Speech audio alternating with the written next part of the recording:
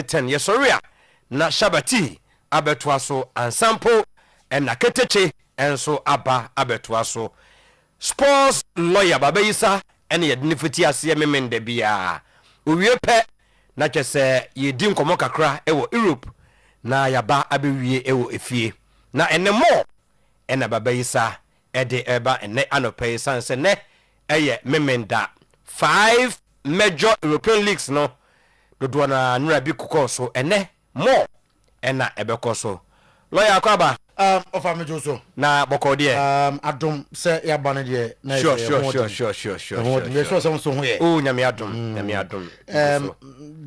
na otwe se ne no na utimize kuruma esi oi nebete no baba no man na ma hu se bibi ba wo fa eh di yo baba ona kuruma se de nipa esi apie dabi so mu free ni o se brunya no aba ngofo bedi ka akra wunya bi se ya na be de ni ekora de para ba kurum di oso ale de be de baba this is chata ai you pay driver bia o pay o gini di na ja yes ade a ade na be din in all is good it's good it's good but say best say ma tu kwan ma kurum aba ha be tade ni hu bia ni ha se de ya na ma for kan se na akokuma si ase boko but ton ade good na fi e wa hwo hu yi sure baba na unse nansan mekura no mekenkan BCS ebia we be last season na Pep Guardiola ebo report be na ebe yes Pep said no oni was no to any discussions on discussing bibia say ojai team no and I say onjai okosumpo to aso say when he's 70 to 75 years he will quit Manchester City and then run the press conference or Twitter but you know there's all kind of so you 70 mpo onya 70 definitely on say managers no say ya no be yes but minim pass Pep no year season I like what bros why be 2 years one come rosa of our na busuan wo issues about yeah the wife no yes the wife no enye okay ni kunu ni Spain no and Pep ohwe said you see kasa no last season the buyer was me ring ni majawa dia me ring nkenheme kire se on pese na wade ni begu so that be say oko Spain na enya me wonwa na ala Ferguson na wabo bravo coaching mu kasa e be take best a decade na my way bibi amorim se say na no na say Alex Ferguson say e be take Manchester United 10 years that is a decade and sample ena omatimi aje English Premier League and na manager prepare say that be one na nya adwen very soon Manchester United will win a trophy. Former Arsenal legend so Campbell somebody no aka fa Joe Carrison or say I will say Victor Jokeres or take players no number bonus na fe players no so a omone Victor Jokeres bobo no omo tenase ni movement when to pass to Victor Jokeres when not to pass say oman tesa de na se a de yehu isa ene be hu ba me kakra on slot ene Salah I'm slot say on Mohamed Salah during the AFCON man for so he's away from the team woni be di nkomo na o se da bi meaning me hano me mana concentrate on the AFCON okobo ama Egypt no Ruben Amorim ewo United players here mu hoi ene hu o se players bi o mu hia reality check ofi say sometimes unya bonu bi ma e aboche and the 11 players and able and behavior of some players were questioned about it. Fantastic and mama GM Pero Gasperini honsam kakra Gasperini say Juventus buy last summer say amopeno nemo ono no atusu say obey adwuma ama AS Roma or say Roma no the onim ni say omo hia 2-3 players bi on bet ma compete for the Scudetto year. Alonso ni fit to say now obi kase be pam Alonso this season na ebe monwa enya likely say Alonso no be pam no say no crane performance of his team no still onim say was say pejam e was say Manchester pejam modern bonum obotia Sevilla ene and they are to just say he need performance abebo am team no etimi edim kude Dio Upamecano ne buyer de no te say Diet Upamecano or say sample by stand ama Bayern Munich. Yes, somebody release clause be shame. sebia utua 100 million pounds utua 50 million pounds metimako man for release clause bia nsemu a enye the issue is that sika open 16 million pounds a year eno na yedin se ban money betia say afibia manos bonus snare de on man 16 million pounds eno na yedin dia ma ban. Fantastic. Sports lawyer and semi enche more and what they beka ho na what they akọ amanone. Right after that yebeba kaise enra match bako timi etodwa ene yebeba na week 15 of the Ghana Premier League yabedi ho enkomo bra aduana league no afi wo so obeje media man so semenso meje kotoko enso nyin ho mfrim house etete ho nti ebenya aduana house of folk aish eno ebusuanya beta 3:30 ewo Osagefo Park na yakohwe Karela nso egemu a wono nso any Vision FC ebetumi abo eno ebeye chena channel nso aduana house of folk ebeye live on TV no so ene na echena Karela Vision ibenya summer test 3 p.m. tomorrow against Pandu Heart of Lions and obeye in Sanchez Sports Arena. Dreams a host to Bekum Chelsea ewe Tuba AstroTurf no eso. Nations FC bo Young Apostles ewe Dr. Chase Sports Complex.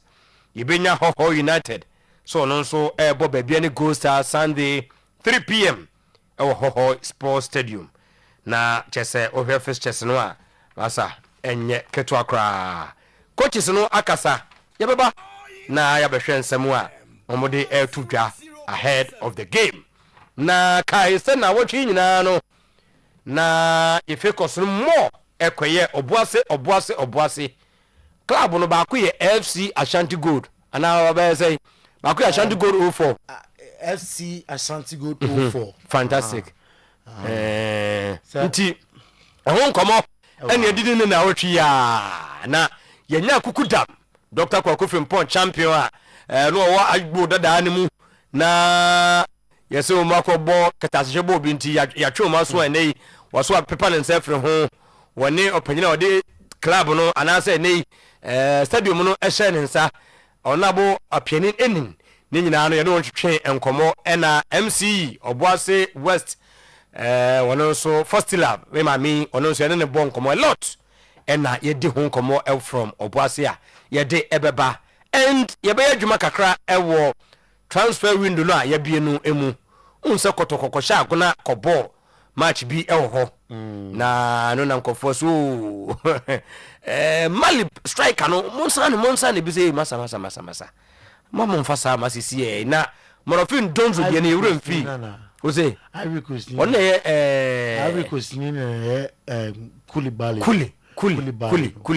very good Kuli aso bisi o monsa no muso debi ofa Koulibaly no magino ho nkomo se kotokwa ansign no na mo twentwen so a he will go sa he will go te baba o pese 1-2 match ye monsa no of as a player in Boba I think that it was a kotokwa background checks about the player I know the omaye but also the say no my background checks about the player and say obibo 90 minutes na say coach is no more no omo technical eye pa ne hawa this is scouting for players definitely ombehu ndi omope the minimum say minim the state of the fitness the sharpness he say kotoko striker open you be a oba na obebo obema team na instant results because omo is here emfa kwame muntimi mfa ball on to ntena nti omo here somebody that will score enye donzo die na bia and yes nke ma donzo ya tena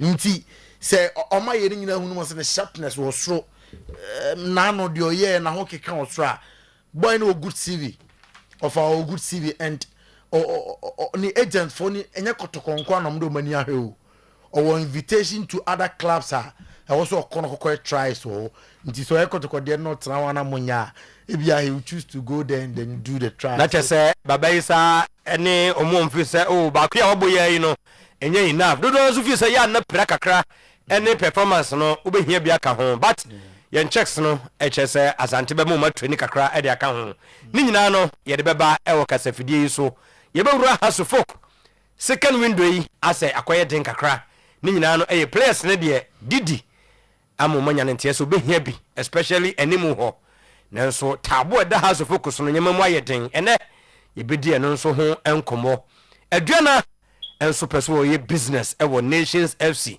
na ne nyinaa no ɛnɛ yɛatena se yɛde ɛbɛba na yɛakɔ akɔhwɛ sports billa nnura yi ne yɛayi no mpanimfoɔ tumi gye too mu paase yɛ ɛwɔ mmarahyɛ badwam nkɔmmɔ bebree ɛne ba ɛde ɛfa ho so ɔbɛdwa ne yɛ live ɛwɔ Oyerepa Radio on TV Oyerepa Radio on TV yɛ no abɔ mmɔden ɛde comment no ɛde afa hɔ berepam baba yi sɛ wie yɛ apɛ no yɛbɛkenkan ɛde ama mo ɛyɛ 7:13 on the dot menjoine sports lawyer baba yi sa na ɔmfa yɛn nkɔm kakra ɛwɔ amanɔne Oyerepa FM 100.7 Anopai ofa yama yanahwefo ene yanatefo nyina afinhyapa na yansan emam special good morning biem emra sansom ye konkofo nkroso ensemo a edi adentete ensemo a ebumfumpam e konkofo nkroso no ye de ho nsem nyina ato anim enne anopai ensem ne de doso de di se fata se ohwe na utie ena yede esum wo kitikiti mampole bi ena ewoma aka nsuo yanom aka bu no pa anopai ye beto ebo ase na yatrenom ni akonfirm mununu nyina ama sede se ene sede efata on Oyerepa 100.7 FM on Oyerepa TV anopai ewo social medias no so we call Facebook Oyerepa TV Ghana, Oyerepa TV Ghana, and afe Oyerepa Radio. Nyina kwa yede atoho obe confirm na fe wa enjoy video no share a comment me ba of abetu no boase akinkan nyina ama said se ene said e fata we are good to go. Alexua okeo anopay wa baden wa transe wa say lawyer ebronya eti kotoko he weekend ya je ahome na wo se me bantem na afemo mu fie tiritiri ba no doko niema no ene de ahiri na bitimi ne kama edimo mu nti Alexua keo anopay special good morning. Now yanko Bundesliga num onim se wiki Ligue 1 Emma so a Coupe de France matches ena eltoja na ewo Bundesliga num enra ena esasiam Borussia Dortmund etipie ewo Signal and Iduna Park eti Borussia Mönchengladbach ebo na kamyenu a omantimi anti Maximilian Bay onom enya go 90+7 before that on the 10th minute na Julian Brandt enya first goal eti ama Dortmund team nom and then enya memenda matches way ena eltoja ewo Bundesliga num FC Augsburg etrafiem ewo WWK Arena on Werder Bremen ena album 2:30 p.m. afe FC Cologne and FC Union Berlin at the Ebony or Run and Just Stadion now for Hamburger SV at Rafim on name Anton Frankfurt and album 2:30 game num etofem of Spark Stadion na yanya VfB Stuttgart among and TLG Hoffenheim and album and also 2:30 p.m. na MHP Arena Stuttgart Chrome and match them ebetimi atoja Wolfsburg and Freiburg Bob 2:30 of Volkswagen Arena of Wolfsburg Chrome now for RB Leipzig and Bayer 04 Leverkusen at the Abani 5:30 and then our Red Bull Arena or Tram Mainz 5 and St. Pauli Bob our Mewa Arena Heidenheim 1846 and Bayern Munich Bebotsnam at 4:30 p.m. of Vogt Arena Heidenheim Chrome Germany and a side game no ebetimi atoja ya tinina etu anim enne anopay say and a Bundesliga table no etm after match day 14 onim say still Bayern Munich and a early team 38 points. RB Leipzig etoso miedum 29 points. And Dortmund winner and see what one match day 15 before that now 29 points or winner and 29 no the 3 account 32 points and we won Bayer 04 Leverkusen etoso and 9 or 26 points. Hoffenheim toso enum our 26 points. Stuttgart etoso and Siam 25 points. Eintracht Frankfurt etoso and so and also our 24 points. Union Berlin etoso and what 18 points. Freiburg toso and Crow 17 points. And our FC Cologne etoso edu and also our 16 points. Minus of 1 na Emrantia amasha goals no draw our Bundesliga Hurricane our Bayern Munich 18 goals and Washem afe Bukat anom Esia Kama Eintracht Frankfurt 18 goals and Washem Dennis Ondav our Stuttgart 8 goals. Luis Diaz our Bayern Munich 7 goals. Michael Olise as a 6 goals.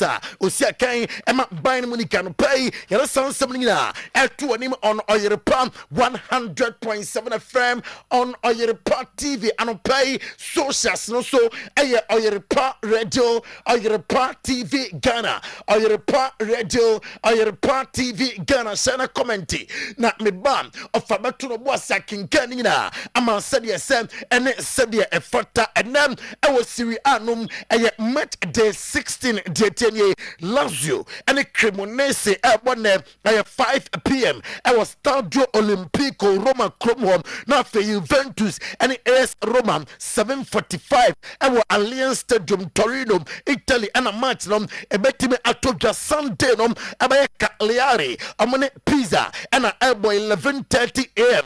I was Unipool Damus na fe Sassuolo and Torino about 2 p.m. I was Mepai Stadium Yebanya Fiorentina on Udini about 5 p.m. I was Artemio Franchi na Genoa and Atalanta bomb 7:45 p.m. I was Ligi Ferraris say and a table room a CATM I was Serie A Inter Milan after 15 matches among an early team the Scudetto with 33 points after AC Milan atoso mienum 32 points. Napoli atoso miensam 31 points. AS Roma atoso 9 30 points. Juventus atoso enum 26 points. Bologna atoso ensiam 25 points. Como atoso ensom amo 24 points. Lazio atoso enwatwe wamo 22 points. Sassuolo atoso enkro 21 points. Udine atoso edu amonsom our 21 points.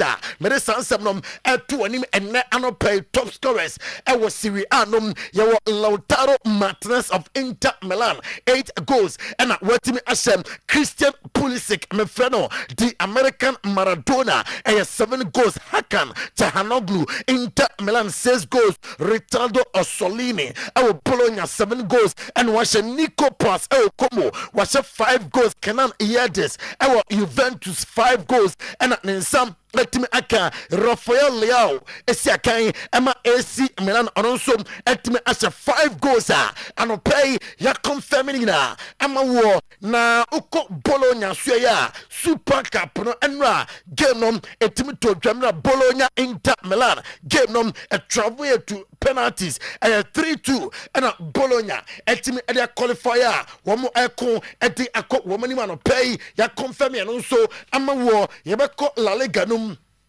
match day 18 of the Spanish Primera División Santander and Ram and a Friday night football Valencia Etifim El Mestalla on Remayoka about 1-1 and then matches na 1 p.m. and Carlos Taferi na Rio Oviedo and Celta Vigo and album Lavente and Real Sociedad album our Ciudad de Valencia now for Osasuna and Deportivo Alaves at the about 5:30 p.m. Our El Sada Pamplona, Spain, Madrid and Sevilla about 8 p.m. Our Estadio Bernabeu, Madrid the Cromwell, Nafe Ochnam, Girona and Atletico di Madrid at the Abosom at 1 p.m. Our Estadi Montelivi, Girona Cromwell, and a Samach nom, Ebetim Atoja Villarreal, and FC Barcelona.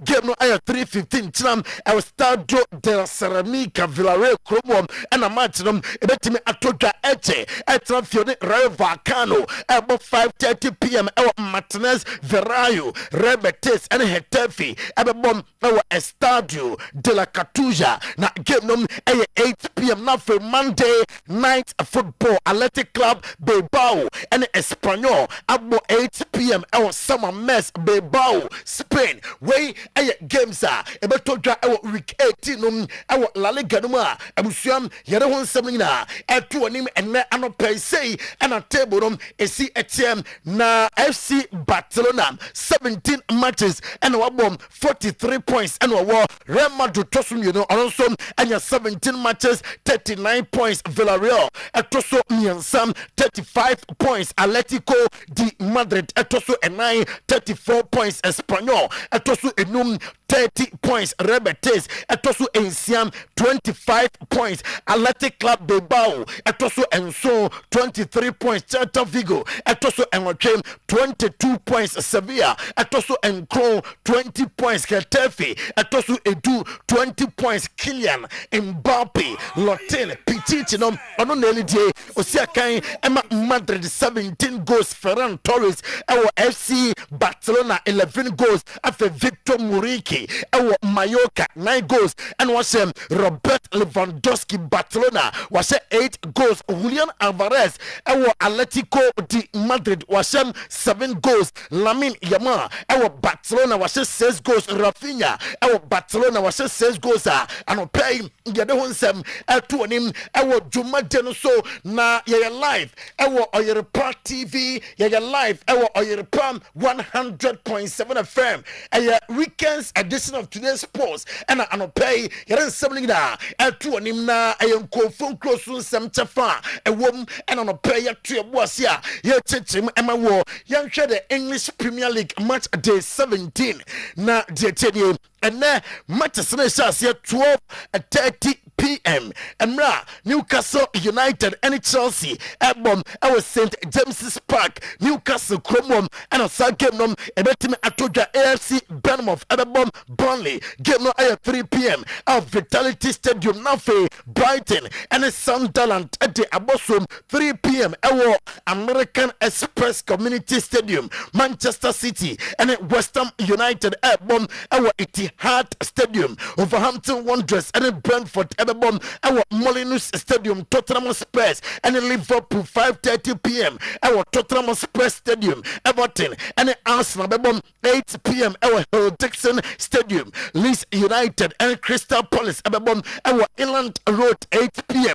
way and Manchester and Betime Atoja Ochinam Aston Villa and Manchester United that is December 21st Aston Villa and Manchester United our Villa Park na Monday night football on Fulham and Nottingham Forest about 8 p.m. our Craven Cottage Friday 26th December 2025 Manchester United and Newcastle United and album our Old Trafford Manchester Cromwell and pay ya tinina atuanim our Juma Densuntia fee on 26th no Manchester United and Newcastle United and Ababa here sansem no atuanim say and a table no etie after match day 16 Arsenal LED 36 points Man City atosum yenum 34 points Aston Villa atoso miensam 33 points Chelsea atoso 28 points Crystal Palace atoso enum 26 points Manchester United atoso ensia 26 points Liverpool atoso enso 26 points Sunderland atoso enwoche omo 26 points Everton atoso encro 24 points and a Brighton Etoso edu 23 points. Ellen Haaland Esiakai Emma Manchester City 17 goals and was Ego Thiago Brentford was 11 goals and 27 AFC Bournemouth was 7 goals. Phil Foden Manchester City 7 goals. Hugo Ekitike Liverpool 7 goals. Jean-Philippe Mateta Crystal Palace 7 goals. Danny Welbeck Brighton 7 goals and Richarlison Di Andrande Tottenham Spurs 6 goals. Brian Mbeumo Manchester United and also Abonomode Etimi Ashe 6 goals and pay him get a son something to him on Oyerepa 100.7 FM live on Oyerepa TV. Yeah, live our Facebook pages and also Oyerepa TV Ghana, Oyerepa Radio on your Facebook, Oyerepa Radio, and after Oyerepa TV Ghana. Honina, you're in some not to Ukwa, Obenya B. Ashem, not for working can be ba boss player, but to the bossy. I can canina at the amount. Na Mamin Twasum. MV 2025 said the Biameranum a AFCON 2025 update. AFCON 2025 update. Dear to justice here. Our AFCON war. I was so woody. I was so saying it here. The Atlas Lions are ready for the AFCON 2025 in team. I'm players, video sections are 1 year and I'm play Yadibi at 2 screens also and the Atlas Lions of Morocco. I'm a video and I made at 2 now with himself the CAF African Cup of Nations 2025. Abeshasia Otlam host nation Morocco and I able opening game on the Comoros and I able opening game no now my main fan to jam Sir Ivan Giusat and I'm penning from a Thomas friends Ivory Coast na amateur Sebastian Haller and I Sebastian Haller or your route out of the AFCON due to injury and Ivan Giusat and amateur Sebastian Haller and I our Ivory Coast national team na Jean Jacques Ndala yeah, the two and said DR Congo. I'm appointed them. Now, about officiated the opening match 10 years of the DR Congo. The Danish Jean Jacques Ndala. And the opening game about 2 as a referee. Now, and pay he among the favorite to win the AFCON 2025. One more. One more team AFCON 2025 from your favorite sir on betime adim on sir Morocco me come on some show na adotosu enum 1 to 5 until the adotosu enum Nigeria, Algeria, Egypt, the Taranga Lions of Senegal, and the Atlas Lions of Morocco. Woman day na ocho permutations na the obetima je Jodi Kain Morocco, Jotosum Yenum, the Taranga Lions of Senegal, Egypt, Algeria, and the Super Eagles of Nigeria. Atosu enum na onim set tournament bia shasia yana open ceremony to jam and your concert no woman Germany mamin fan to jam say David Adelake ono popularly known as Davido confirmed ono and a bear obi ability woman performing for the opening ceremony. Onim said the Kingdom of Morocco also a war near Mabia Ombeye and some po and a kick off red match and CM Ochnam into update on AFCON 2025. Still AFCON and a slot a manager Emma Liverpool and a slot they are two just Sasala Okobwane mine Egypt, Egypt, Aquan common name, etimin for pressure beer, and from Combo Sala, so meaning Combo beer, Passa, Mijanum, not for the concentration in etim Ecom Egypt, so Betambois, not for Egypt, and Emma Koye, Emma Womwom, na Confederation of African Football CAF. At the prize money, Mammy confirm amount, Mrs. said, "No, you better World Cup on a dear mouth, you see AFCON, wa obeje AFCON, Sika say, and a Unya say, and the prize money distributed to teams based on their finishing position, no, saying it here, wa, Ubedi Kaino. The tenant said, over $7 million. AFCON, wow, bet my trophy, I have $7 million. And on second place, that is runner up. I have $4 million. Now, third and fourth place semi-finalist for them ebenya $2.5 million and a quarter finalist for them enya $1.3 million. Round of 16 losers ulusu our round of 16 uma obenya $800,000. Group stage third place obenya $700,000 and a group stage fourth place no unya $500,000. Entia honsema anopay yade ato anim enonom ma yenhwe unsa football ene stadiums ena echo babia yebebo afcon no biaya afcon no bekoso the cities and then the stadia for the afcon 2025 and eda Oyerepa TV no so a we enjoy be ene anopay afcon no yenim komo kakra a brief history about the AFCON. When say AFCON first AFCON ye boy no na February 1957 our Hartoon and a tournament no etimotodra 1957 10 year 1957 and a AFCON abusiam ye boy the first AFCON etodram our Hartoon where civilization say na Egypt and the host nation Sudan. In the final, Abusiam Ewo Abdul Aziz Abdallah Salam Trophy no Womutimi Abwai Emma Enema Koye Emma Sudan.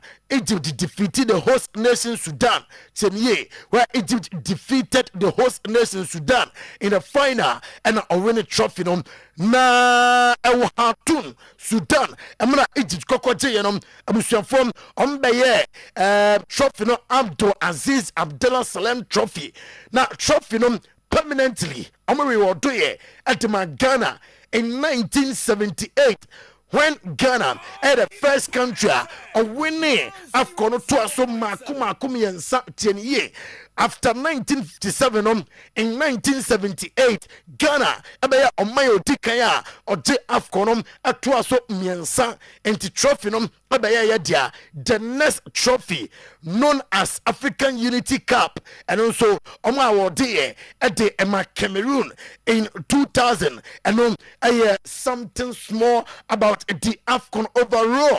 Top scorers and Mantia Omashe goes to drop our African Cup of Nations num urim Sam Samuel Otofils fi Cameroon or goes num 18 goals matches a boy 29 and a goals per match 0.62 tournament num urim sa the year 2000 2002 and after 2004 2006, 2008, 2010 respectively nina oko AFCON Emma the indomitable Lions of Cameroon Laurent Poku Ivory Coast 14 matches onom etimi 14 goals mum or 14 goals with 12 matches na AFCON tournament occurred 4 times 1968 1970 1974 and 1980 and Rashid Yakini onum efi Nigeria goes num ose 13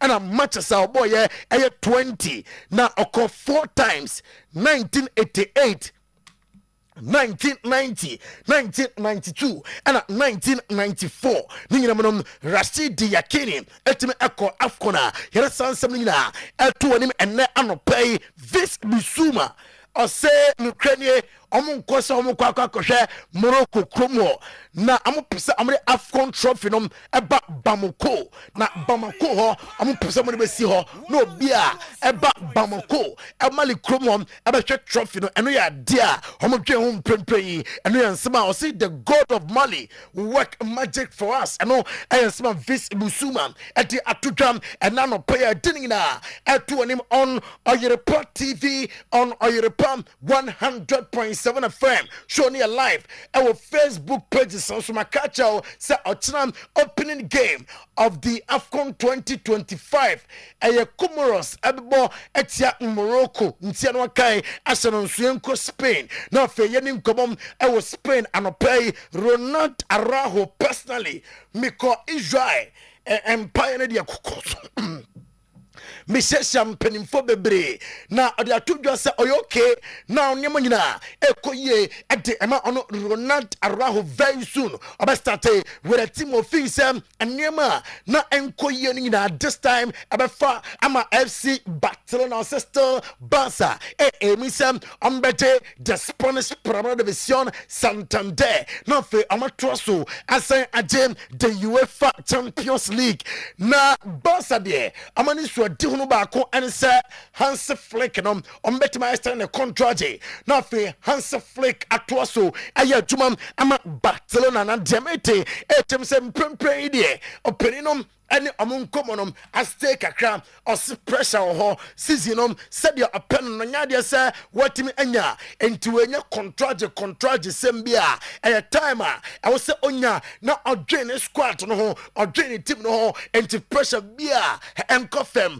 owie season no na so ba extend ama FC Barcelona obia be hu on steady so a empenfom na be aware Barcelona squad no abusuafom enra amko children hospital and amko kosranko dano and nkodane dinkamam what a part of amo Christmas nema womo yero nim say 3 days ago dinner etimi akoso am me the video no be show enra na amko the children hospital how many nkodana kwako didi dinkomo aprekas kakra eti ama wamom na anopai mame fon to dwa according to reporter men second HM say weekend and likely say Pedri ebetime about 90 minutes ama FC Barcelona team no babebo kra bia babam second about first half no bia ya yinom etina afi game no emra womene Villarreal eti eboso wey the latest on FC Barcelona and no pay ya tinina etuanim on Oyerepa TV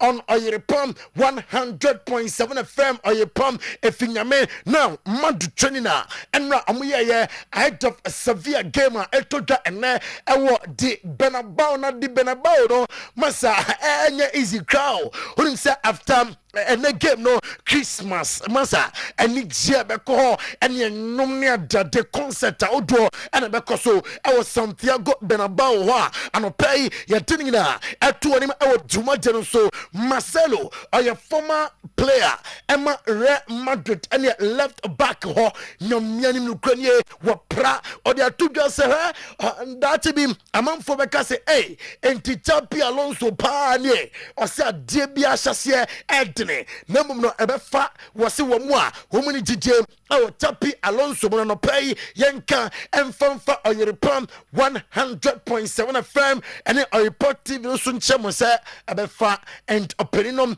obajin crew outdoor ete ama Real Madrid Chapi Alonso or say Ukraine are happy with Kwanya Rodrigo Afaso ebon bo emprempre wase wa improve na Jobeka ache Rodrigo ni senye trimu debia still more room for improvement. Nyadia say bia too much is was 2 goals in there now baby still I was say wutimi more Emma Madrid team no Chapi Alonso and central for Busana Enra say coaching Real Madrid is it difficult and I say to me my player had meaning pressure I work club no na mam say coach Madrid de adia onimini said de bia a results and a fans no ehia and yen some Chapi Alonso at atutwan e wo dwumade no so say na Vinicius Junior Chabie and Lamine Yamal mo 6 goals na no kra and Rafinha benya 6 goals na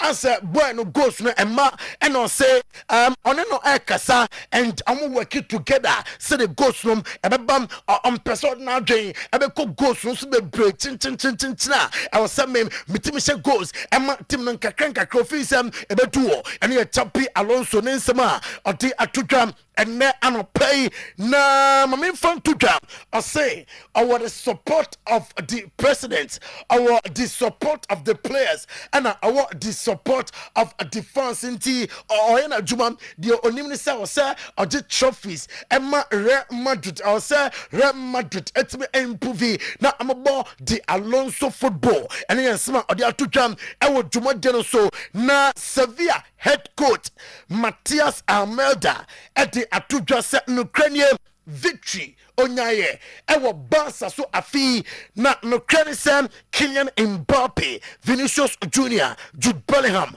3 best players in the world. And on Mukwakosia na on Empire ne say Mbappe and for Sevilla conquer record and na o TDS Seba Galaxy of Stars about Tima Madrid LP no on strategy for the game and Matthias Almeida, coach, Emma Sevilla Ninsema, Odia Jam, and Ne Anopay, Leon Goretzka, Osia Kai, Emma Bayern Munich, I am midfielder, the meeting, HMSA, Atletico de Madrid, 18 Comom, Sa Amonsam, Ebetimaka, Leon Goretzka, Rafe, Robert Finfio, at the Amatino Bakaya, best of 4 days ago, I'm a confirm here, Emma said a bad day, said Leon Goretzka after 2026 season. Abatinam Bayern Munich team no ano aye ensemwa mede ato anim enne anopay on Oyerepa TV on Oyerepa 100.7 FM.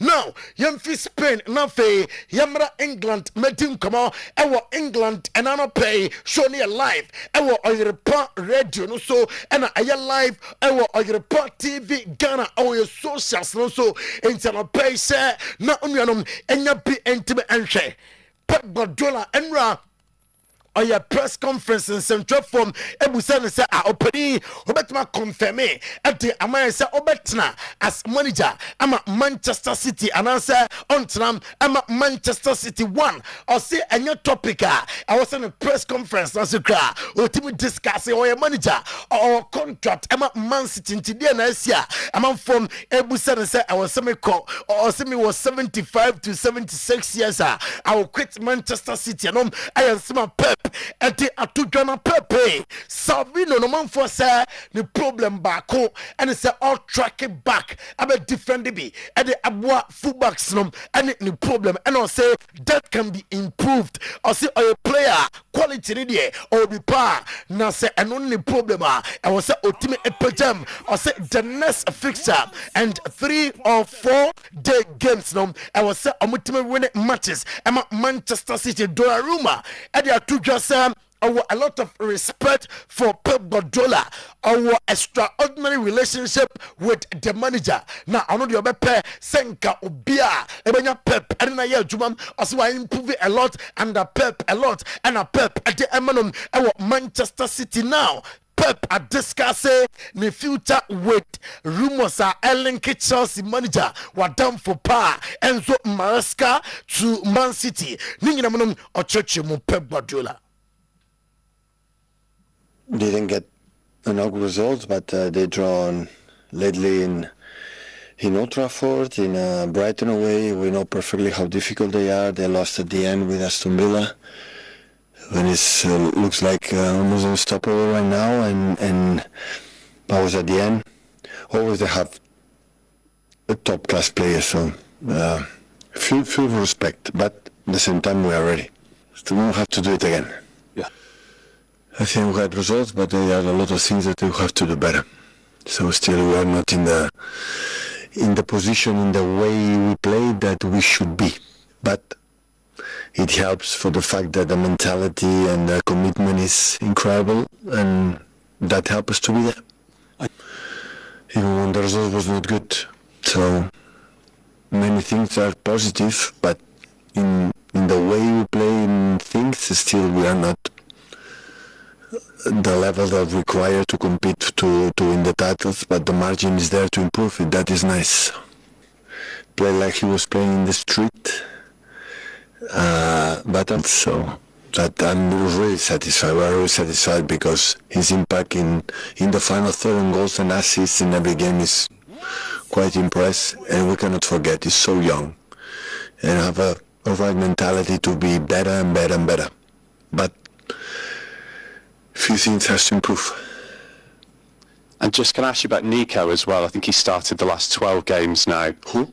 Nico Gonzalez started in a row. It's coming up to a year since he arrived at the club. His development from when he first got here to where he is now. The position that we are right now, without him, would have not been possible. Without Kova and especially Rodri, we don't have a proper na mamenko Arsenal so from Manchester City ye din komo e wo Arsenal eno training ekoso na goals na etodwa e wo Arsenal training grounds no enye goals ketwa goals galop enye Bukayo Saka Victor Jokeres Ebereti Eze Odegaard mungina shooting na ayani gisem ahead of Everton game no Mikel Arteta confirming say Gabriel Magalhaes are back on working on the pitch ahead of Everton game no na Mikel Arteta confirming so say Ronaldinho now a lot of love for the player and Jobeka and it's Brazilian players no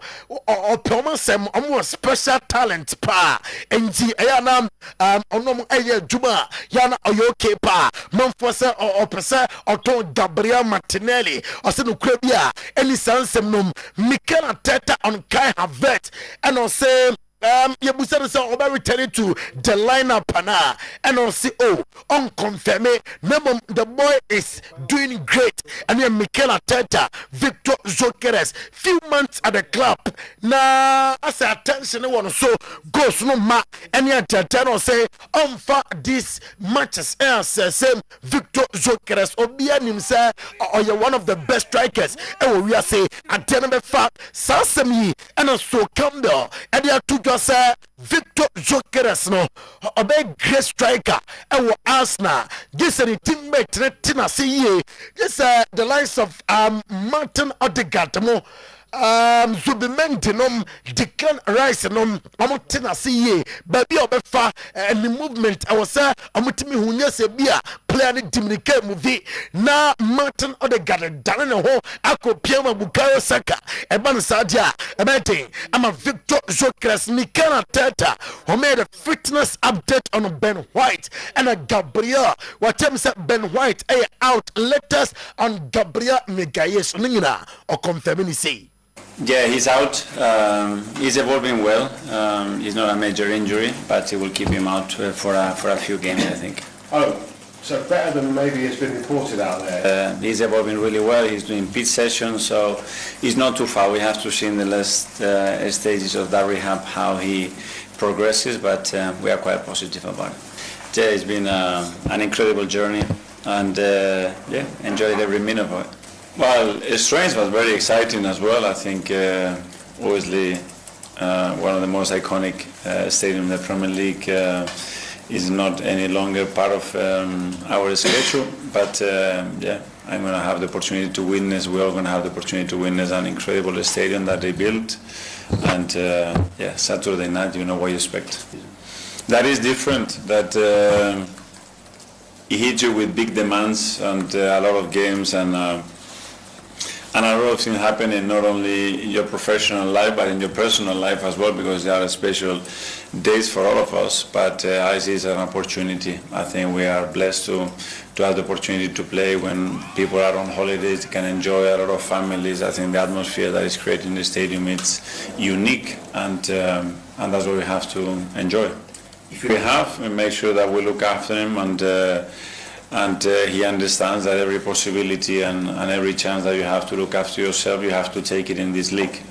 Yemfi Arsenal na yenin komo ewo Manchester United Ruben Amorim Kobimanu nano Kobimanu bra koko she t-shirtechese ninu na wo se onya bonu bibo na Ruben Amorim se enye t-shirt na ne bra no koko she no na be man Kobimanu enya bonu bia bo eye ne performance na benya mano enya bonu bi atimi abo na Amorim na club legends no wunsem wadu ba bia ya na amuka awasa brante ne bo no so no, you should rather think about staying, fighting and providing the manager what he needs. And I am some Ruben Amorim and the two drangers in the bia. I was a webo, I was a smasi bo, I was a smasi or benteko, I was so best I will stay no fighting for the place in the team. Adena manager na penum. I was say otimi ye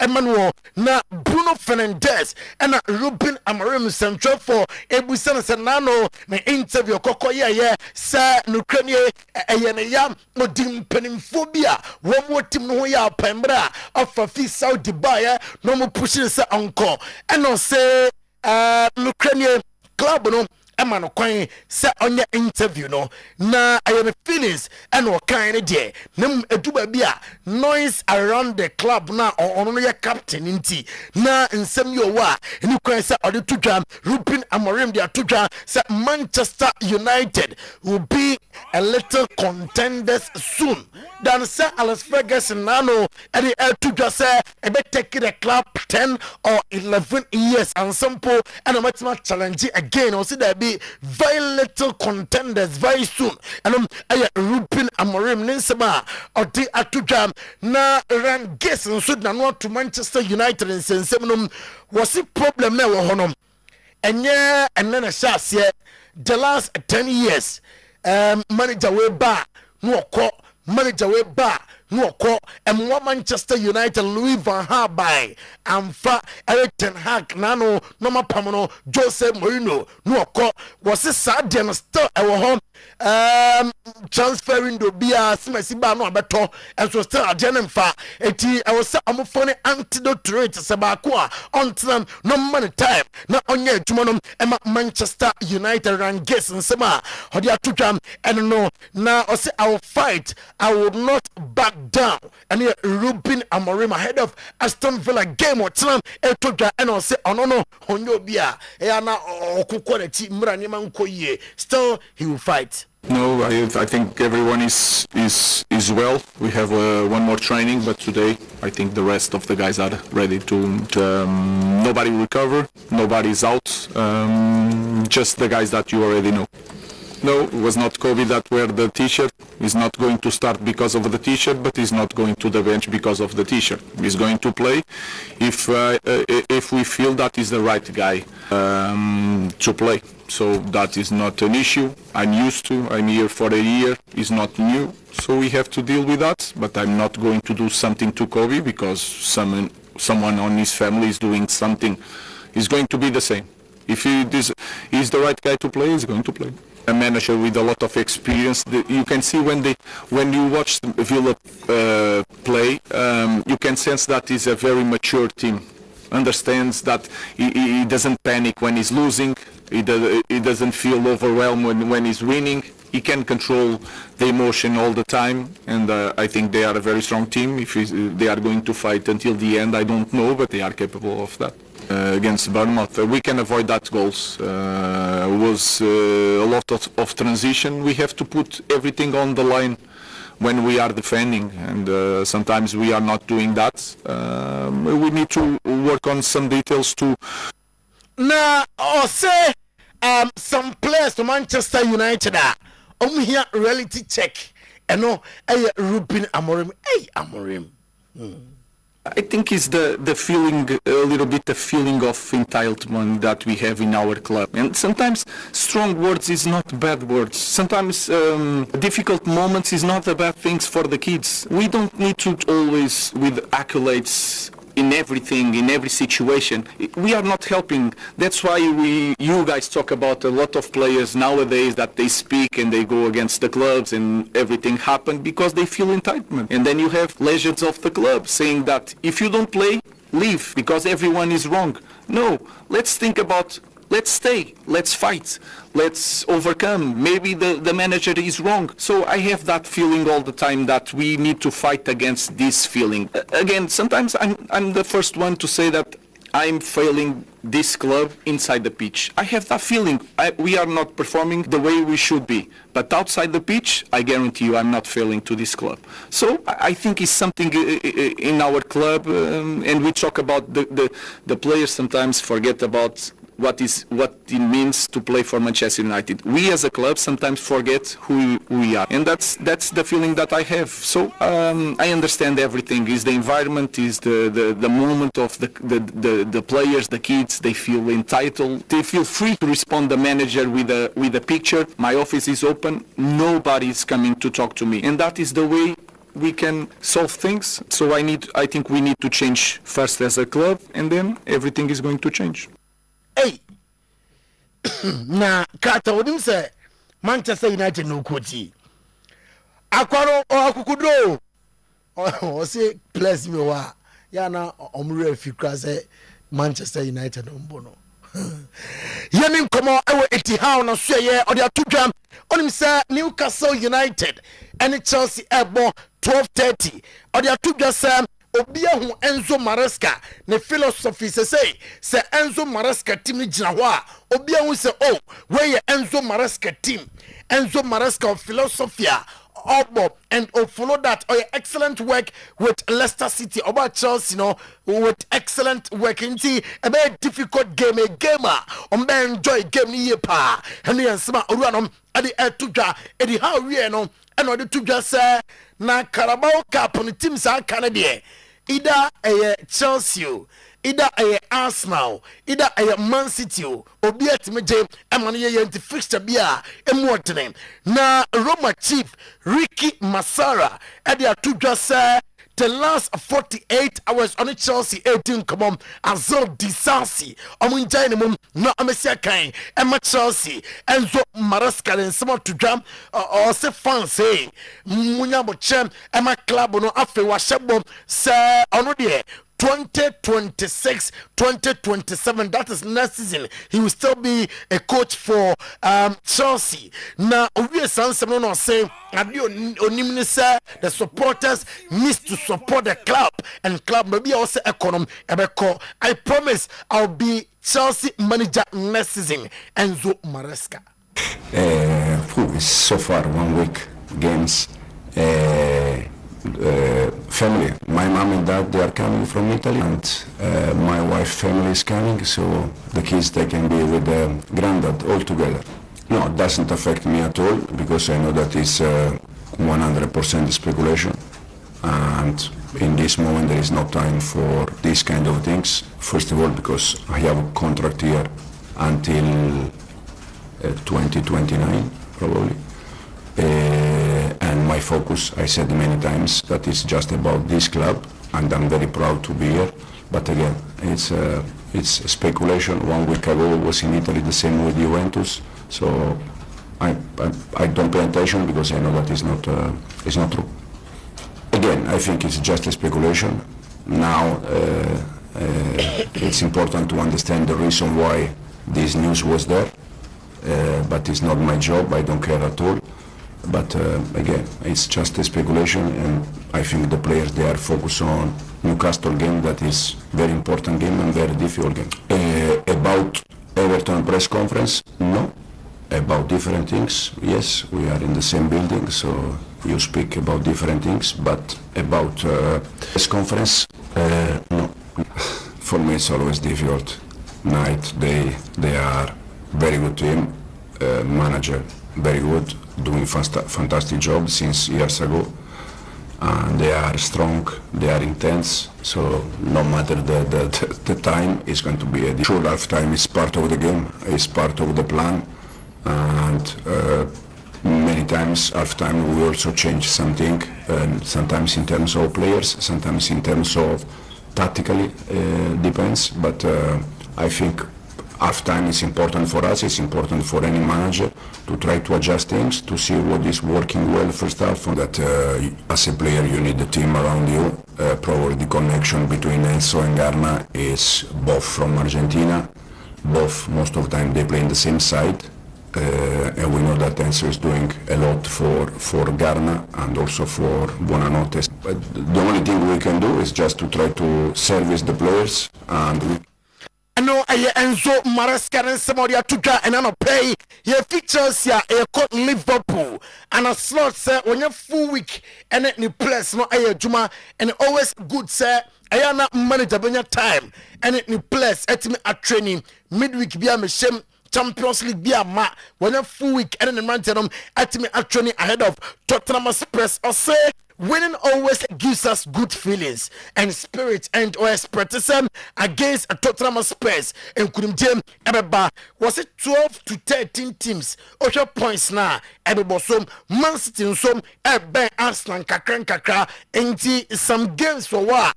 Liverpool if they want to compete for the title I was amutimi winning minus kekes you're saying come on all day na Aya Antoine Semenyo waka actually Liverpool penny for Antoine Semenyo minimum no mamum fam logo mamum fanya matrama kweo and tenta mun confirm Antoine Semenyo mra na amaya juma ematino Jeremy Frimpong set to return to Liverpool squad kwakosia Tottenham Spurs inti he's back into Liverpool squad na an a slot press conference ahead of Tottenham Spurs no yintibi. No, I've said last week, actions speak louder than words, and we moved on. He was in the squad, and he was the first substitution I made. But now he's at the AFCON, playing big games for himself, but also for the country. So I think it's fair to them, but definitely also for us, because we are going to play some very important games. That all the focus is for him over there. And there should not be any distraction of me saying anything about his time here at Liverpool, because what I said, we've moved on after the Leeds interview, and he played against Brighton, and now he's there, so it's fair for that country and for him and also for us to talk for us about Tottenham and other games, and for them promising. So that means that we're not that worried anymore as we were maybe 1 or 2 weeks ago. So that means he might come back a bit earlier than expected too. Thomas Frank sir, on the Liverpool game no players now or the face Nottingham Forest and some same players no and they are available for the game. Everton manager David Moyes and we update on Arsenal game no. And I'll say, no, can you South Mikel Arteta? Why super work our team num and in kakra name koye at the very difficult game name num and also our plan for the game and David Moyes and Insema or the L2 and I'm play here we are England young Germany Luis Diaz sir no can you team na ekuta Bayern Munich no amache se trophy bia afi amubeko hono mo pese amoje was it with Michael Olise, with Harry Kane, with Lennart Ska, with Luis Diaz officer afi squadra ekuta Bayern Munich no awesome homutimi aje trophies odo especially in the Champions League awesome woman some etim eka Julian Duraville the meeting HM say Borussia Dortmund match day squad no na dey say oka na odi atudwa say oni problem bia with say duba bia bono obabiem say duba bia ontimi emmo Michael Olise or say okay now we are returning to full training after some okay Sergio and you know say okay I was started training with the team Diet Upamecano or say 16 million euros say who to your best day na all signed the clause shame said that bia offer bia ba orejino amano ako na chief executive officer mam Bayern Munich Christian Jean Jessen and they to just say Upamecano the team bia ni onya no wiase a ompe enti amoye de ombe bia sam ombest ne contract amano our Italian Nicholas Fulkrug nano me catch us say AC Milan eye dombe bia say Nicholas Fulkrug no ombest na fe obey adwuma ama team no sin kobono guso a ekoso eye 13 to 15 million euros na fe obey adwuma ade ama club no Giancomo Raspadori or say enkakanka adaptation no ekoso say ufi omaifo from ekopiem Spain Spain kasa and after adaptation be kakram nti omo guso a omo toto ne ma very soon nya be koye ade amano Jean Piero Gasperini ono ay Atlanta manager kanenom ene okoti AS Roma was before AS Roma oyam fan to just say Juventus buy a dombe bia say ono Jean Piero Gasperini onomra na amesia kan emfa ematim no meya adwuma as a manager ema Juventus ne mo tusu say obeko akoya adwuma ede ama AS Roma atem dot big mame fan to jam say atem dot big no Roma is a adena edene ede ama me te say likely say perform and be this January transfer window na Weston McKennie the contract bana we end of the season. Damian Komoli at the Atuja say I'm renewing the contract and man renewal on the table until 2029. I'm reading the contract until 2029. And your reporter, a kutame and I'm pay. Mamin ko France and mamin Jumaka cram our France amount na Didier Deschamps. Ono ana aya manager ema different national team na mamin fan tuga yes Saudi Arabia phone prepare contract Japan 8-year deal at the amana say we're playing after 2026 FIFA World Cup. Obejai team na dia tour.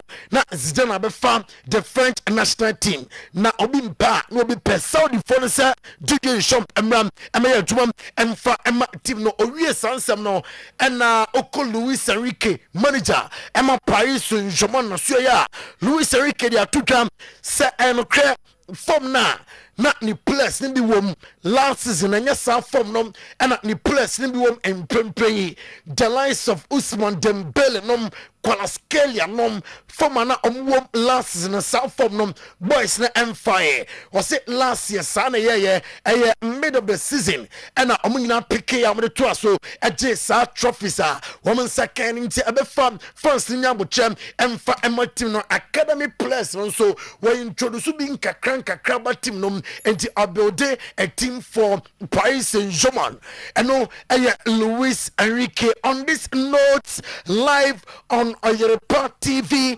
live on Oyerepa 100.7 FM on weekend edition of today's sports and pay yam fanko phone cross on semno and for NCA na ofani team no and for their Kenya and traso and ano pay offer good morning once again.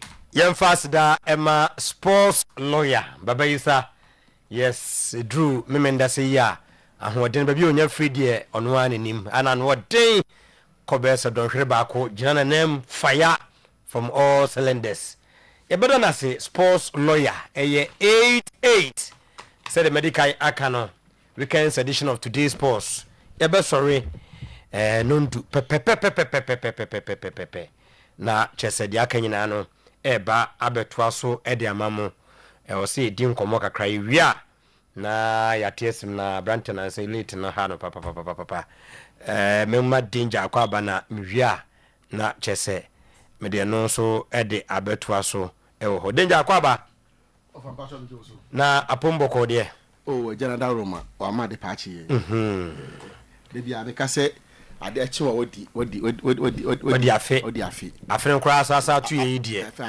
we kra wa sama afe na san akwa pro asan ba be tu ye and yetin kwam mogedi mu afrisane ketrema da bodwem minim ne nipa o pese o sanya biem de aka bia for me eye bonus de aka bia eye bonus sana me de me fa no obi a wo se ne ofa ne de ba me de me fo se o sori na opeja me pastor bi wo se if you raise your hand and your hand response. If you raise your leg and your leg response, you should thank God for the rest of and why it should be enough for you.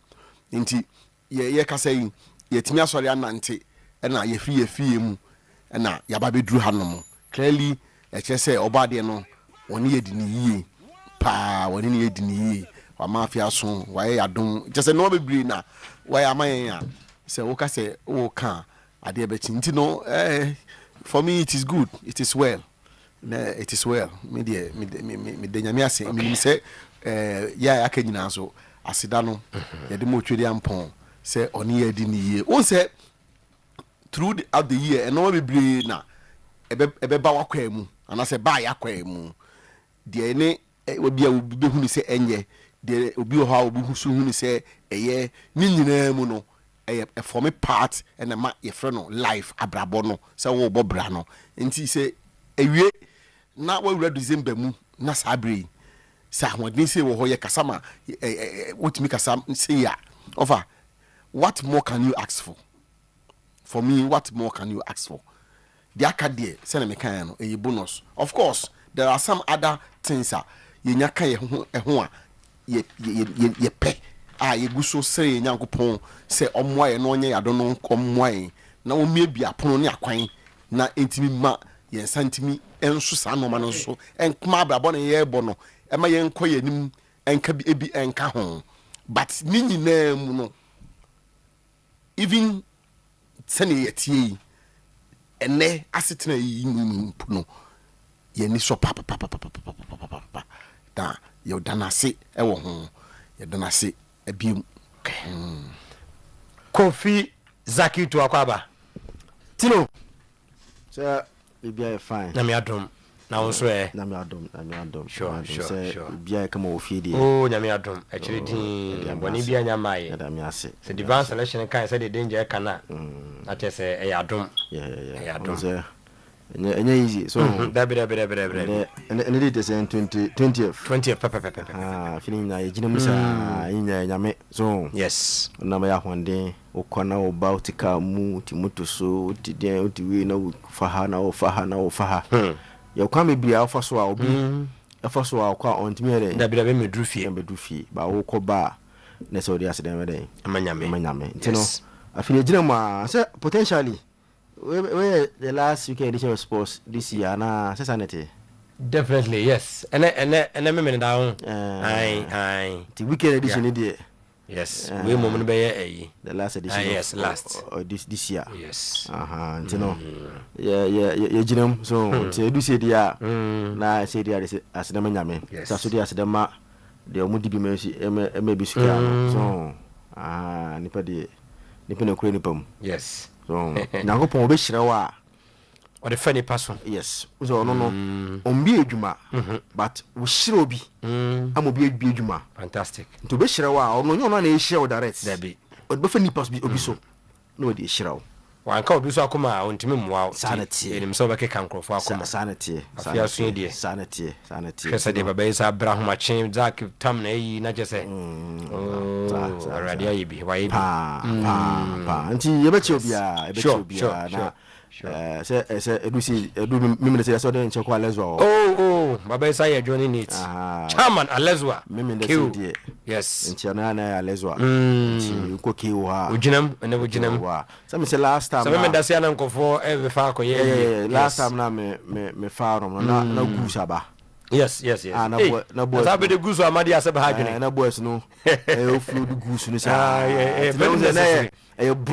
bonya gusu na aba yes na aba no tie mo say ufo ho a why choke because eso bia be nyama no bia ko jine de la sawa place or radio yes who say o family na inu mo who say ho na Alezwa ho ni nyame kwan ba me unse me fa astro no na make ho na making ono fako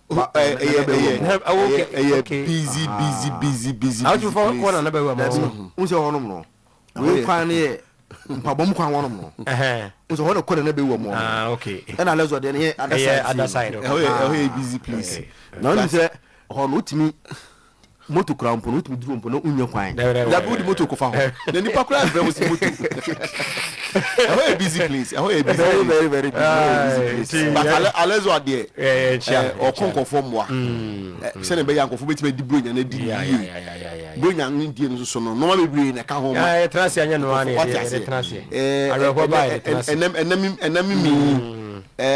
den yankofo be ye no fanye mako na obeye ye without Alezwa come on to me ye without Alezwa enye ye undimi me we bi no fie na se bia wo to be din we say man kwa Alezwa wo ye we din wan kwa what destroy everything enye because no man ye dey yes na we nyanya ye complete no wo say wo ye here all category of people beba yes wo ye wo to be din all categories of people beba who ye ayefra all categories of people beba na the man here you cross say who di baby all categories of people beba sure say ni pe on be so no obi a wo de ope obi a wo de on me pass what I say obi a wo de onum that is the only place I kwa ubenya bibia obi a pe bia bi obi bia all age ka ho sex ka ho any bibia religion beliefs in whatever bibia wo de senya wo te bia ko alezo ho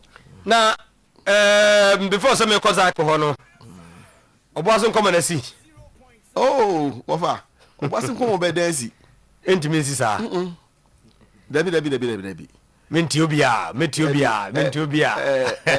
and now say my hint say the DC honorable Fostilove Monday acronym bia no official petition be free the MC's office. MC na make say DC sorry MC from the MC's office to the presidency, particularly to the chief of staff. Say president abem promises say Premier League ba Obuasi or no as the representative of the president ewo Obuasi to anamon say ne be ya can say we ni beba Premier League ni beba Obuasi ai na nkofo twintwana name that official petition no ebeko I can also tell you, say, from Monday, the camp of Dr. Kwaku Frimpong, any Mr. Kofi Apianin, Enin, Dr. Mr. Honorable Apianin, Enin, which my catcher will say, almost will enforce or will seek to enforce contempt. They are not giving up. Dem do mat tare to one. Debi cry. Doctor na minimum so there. No give up mom. No, they are ready to fight. Pa say Ebia say they are ready to fight. And then I can also tell you say there's going to be a mammoth demonstration Obuasi a free Monday echo. What's the more you did no demonstration them some fun say you seconds no ma organize here against and no against one. Definitely be quite more likely to be quite champion yeah, and also is being prepared.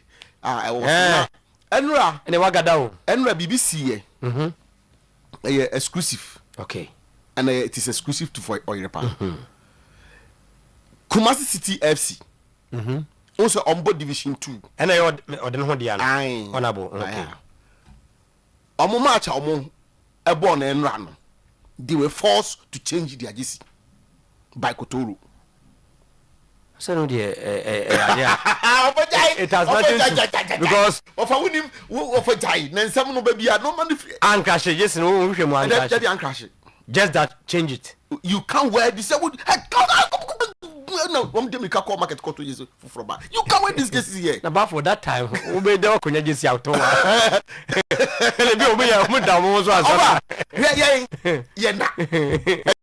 Would they ye? Yasuno any and not say. And I'm woman, I'm boy. So some boys so fly on. Alignment. I think say no carry on. Me revenue number. I think we lose you cry. Okay. Yeah. They were forced to intimate the credit delay. Kada someone rush a cocoa pay Jesse for to and the bubble match no. Now, pay what my voice tells me no. A straight directive from the GFA to Kotoro say, "Umomo kwine ama omo di Jesse oba okawa no, you are in trouble." Now if they may find the okay ya, omo must have straight you know. Omo be register team na the same this na no be offer omo come na register colors no ya the same na no be register and today ntina offer obi say say omo come na register colors na dey bobo no what the as say you know who say problem about colors no logo ne na yin tem nyina ho na kato na bro no game no once san one of the serious things me see we exclusive to only Oyerepa. What dey say was so the form one two on the other names I you would you open and say okay unipa oh how dey say just me wi am fa ko me fa bisano on the bisano be confirm me ten na fi me fa asante na ha sen so didi nkomo kaka na me nko zak ho asante no iba mun se na oni baba edi player kuli hard so what was your kuli eno na make say nana apinkra ne the IMC they find themselves in the quagmire, they are in a dilemma, they find themselves in a position that you will not envy them, because apart from the sika issue no quality player say the kind of player more pay abe solve one problem no mo no and also asan so ye headache, because say if Kwame Poku ye nimu no ye say and Kwame Poku won the form bit my you know if double numbers no some figure say on deliver na ye po bi amana ba be donzu anfa na ye ko po bi sa de na ba nsese kwaye so mu dia en kwaye obi a yi say ye twa donzu ni Kwame Poku a ye sa be twa won no so kwaye se mu kwala de ni bia on de we mu fa no de ni fa hit the ground running pepa waka samu te no no so wunya utu ajana ma ne ko wode e pele pa wo fa say we no oba ye na no ekitike de ni bi but here's the case so January so January so de wo to aye January but only say here's the Inter America say sisi kotokos any the supporters can decide say okay morphin those and fire ye man one more season hard ebia na next season dey ebia na afa because na ye hu no ama ye de ko fa no ye nya ne sa Kwame Poku de enim ne pra ane no ma bi aba o ma abatu the Kwame Poku we know enti ebia eno so ye betwa ne aye ho adwuma so see is ongoing. The only window akotoko won na ye bia the only opportunity I won ye say why nya the right I just say the rest of the season you know what in say na dey say ya na beko I had to say okofo car driver no nim twi ka na atu afi station wi ti se osi kwam no mo se ne nka mu hia ho si sane o se we nka ba miensa mienu bibi wa na minim say Zito requested about 6 ish January 6 that's the information I'm picking here to take care of some certain areas bi no mo I'm say okay say minim say bibi ko ba o mo mbako no say o mo ko metima ko January ai so mo ko de ko akire o de no mbako pa o say nyina no I'm say o mo hwe ni nyina enti Zito himself any IMC no penifo ni nyina even the supporters leadership no o mo they find themselves in that dilemma because obi akwai say ese obi aboa na yetimi pe quality material deba me pick information bi say peke na men komra scout bi amre bi na omo player na number e kro ne omo ya adwuma omo de ne ka omo ntwa e enti ono so omo frɛ na omua wo you know him oh you know him I win him on fadia mo ko tua ne kana aso mo ko pebie mo ko madam fo ni na aso esika sem ya and na me pese me friend but it escaped me I think right now me know you cry say ni na aso esika sem ya enti and so akwa issue kakra wo ho no mo a ase ekonkonkonko ho ase o mo pe kom because see idea ti say dem can no have to hit it and hit it well na ha so di nkomo ho na men ko za ko ha si de ne de eye ade maka nsensemu minu ye nua ya danfo Victorious Collins say uta ahwe na won say what's a Liverpool platform so we say times we say what trouble to so be careful minim say na no boy say be nya no correct say if I get it wrong I won't but I am not actually say be careful with what you wish for be careful with what you wish for. The entire me use the word this me new phrase to me they be cancer match. The issue at House of Folk today is sika. Yes. Mbato to no ma to gbe say yi den and you say to gbe na mu ni sika. To gbe na mu no. Sisi adaje wo ni bi. Togo is always on the move. When the president now the kind of adwuma we dey ma Ghana say no, but that Jenny na ebasa obi ntumi nya ma wo ebasa nipa na oye ma no okay na togo ba no de sika ma no na honorable Vincent so odutai okay ono ye busy na obi beye omra no the records nya go no agege na ade because who say satem no togo ma no direct oversight responsibility say board member on the management ni ndili she say yi na sin chene de kwasi adwuma abehye ho she say adwuma no ye kwasi adwuma adwuma no so ntumi nye me pese o kasa o fa me kasa misro ba me ka de sika sam ma ti de okay as ba say so we adwuma na no ye na o ba ye de ayes adwuma no ye hunu ezi o mutimi am frɛ no nka nkyɛn ne say situation say ni wo mu na to gbe ni ho na nka first na nka dis kapa wa na be frɛ omo nim hackman ni opare na friend saying efua so resign hackman DC say enti you can understand enti the supporters no yampamu no na omo nim what they were wishing for na danger yentimi sensan yin bi ngu check yentimi sensan ngu and I know so well the structure I don't say as of structure no operating no a different kakao because I did with here on say of African kesika we dwuma beba mesika bana oh that sika party and making maturity light ni ade agana use to gbe ya na do aso babi ne baby krokodum no kwa wakoso any ade so that is not a problem na say kwa president kwa sorry omkoye program that is not it me say yo ho na waka okay but say bia bottom ma wo ho afede why free am le ho na ene no ko ya won ni sa daage no e no has no it has to focus in feed him and so dey send there when you obi say has say a normal coach shewa obeka say kombede no enti no I say what I say why has ni na opetim no wo boa e na wo de ni sika e boa home enti me ko bra home bra obenya daage no ba be hu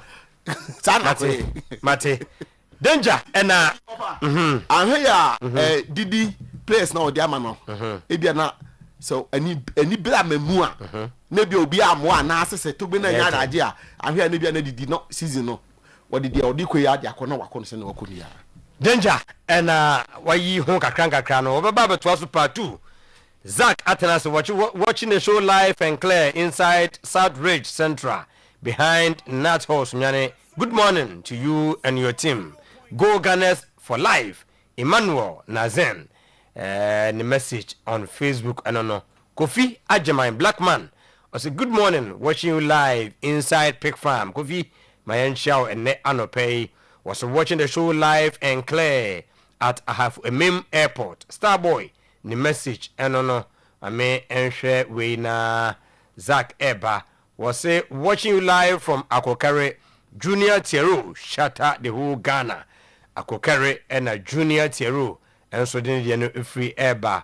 Oyibo Boaten so watching you live from Enebehi or say Russian Kotoko all the best as we play against 11 Wonders come Sunday na Kotoko Bobo Wednesday anti Oyibo Washa fabulous still the greatest Oyibo Boaten Enebehi the message and so no as Sarah Prince was I blame Didi for choosing us when he knows they can't sign players. Na anu dey say wako na bafo Didi ko na wo beside no nim say bibisi egosi.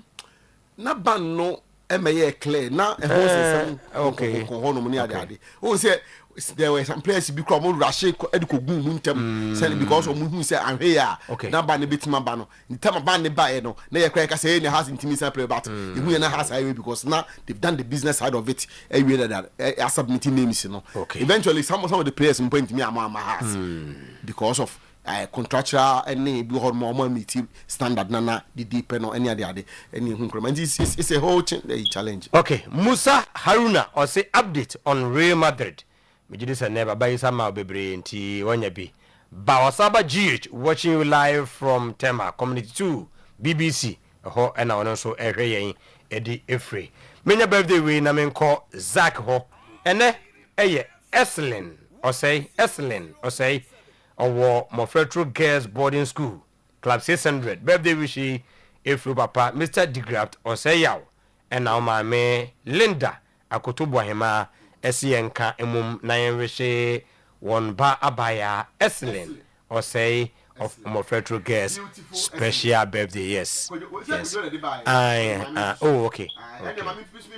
And I am Kozak Sergeant Asari. Our prisons here, yeah.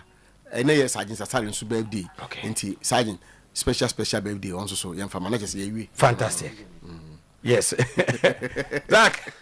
You know, you're going to also Kakra. Yeah. In Italy, there are few matches because Omoko Super Cup. Na ebe di Milan ho ankomodache. Nse me kan masama na me nuanu bi fi se bia me mpe o masam. Ada amfa. Na bi se bia me mpe o masam. Nse me nua Kupal oye Milan supporter pa la na no me ko masam ase no ase me mpe o masam. Bon Allegri ebono. Ana me ye ka jibu munti ase no. League uba tino. Teams are in the Omambia teams now in so they are less strong no. Omo doso saying akasifono. So that make what I say. Okay. For example, uko Spain na. The fish omnya kese hono Madrid, Barcelona, or Atletico Madrid. Sevilla first and Sevilla Valencia. Omako so omako munya akofom. Ebia fi Bilbao mo ne edina so.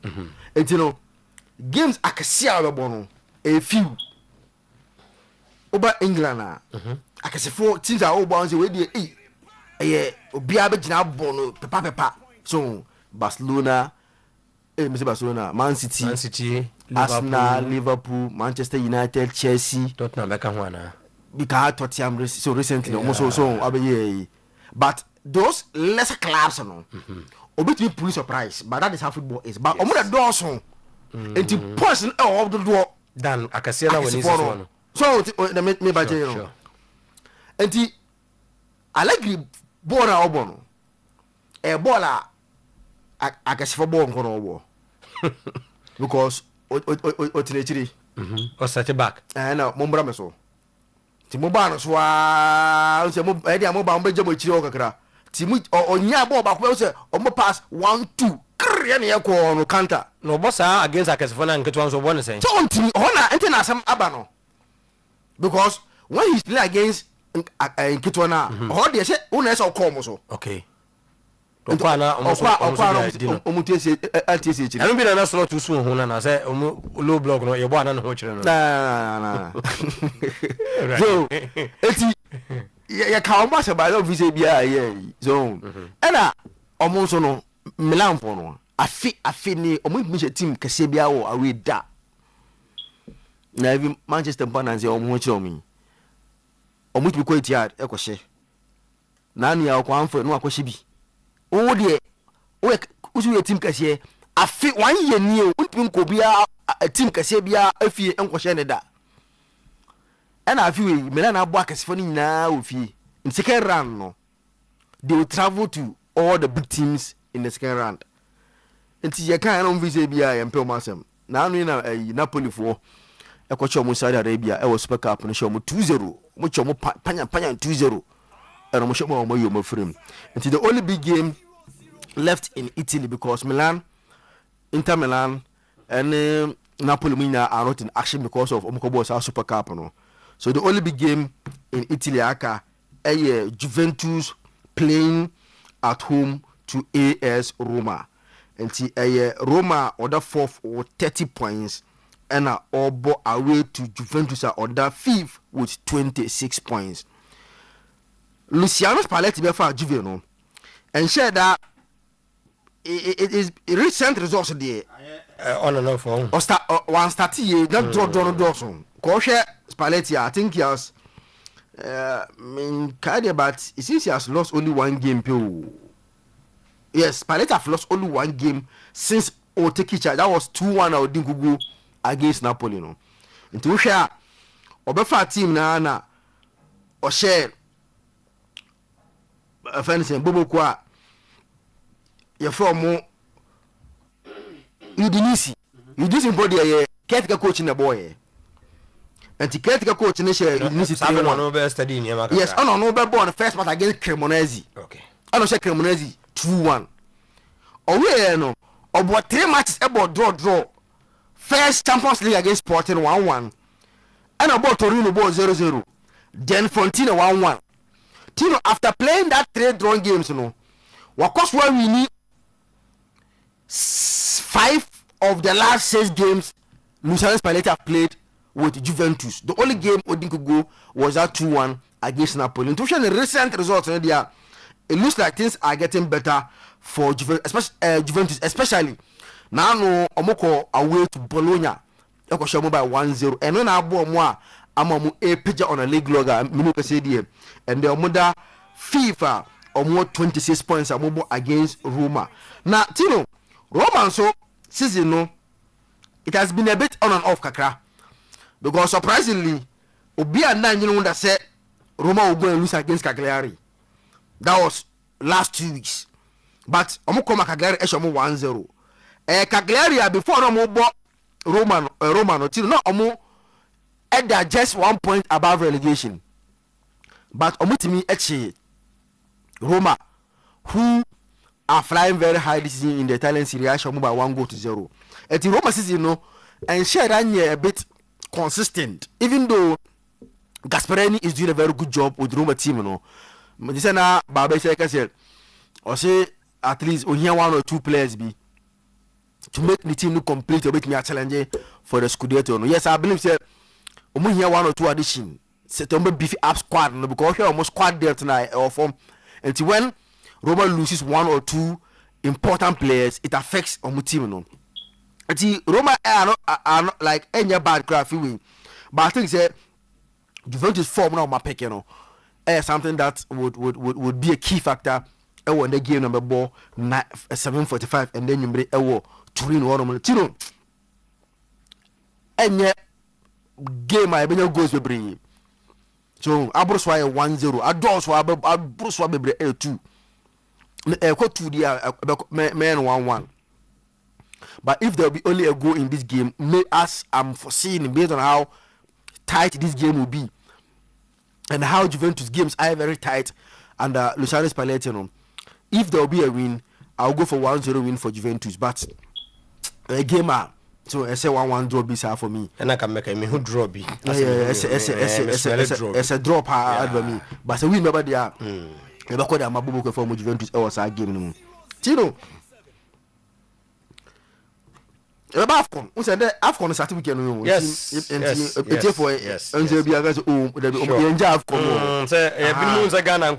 But you never hope. Yes, until Afcon, you be doing come on the program. So, yeah. Real Madrid airborne Sevilla. Alonso, Tino. That's why I shapa recently because results now.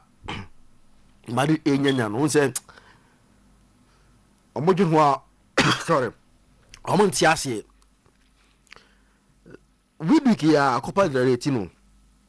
And I'm going against Primera. Sa team into the division in Boo. Unse division no, first division, which is a second day. Ubanya division 2. Na sa team we, division team.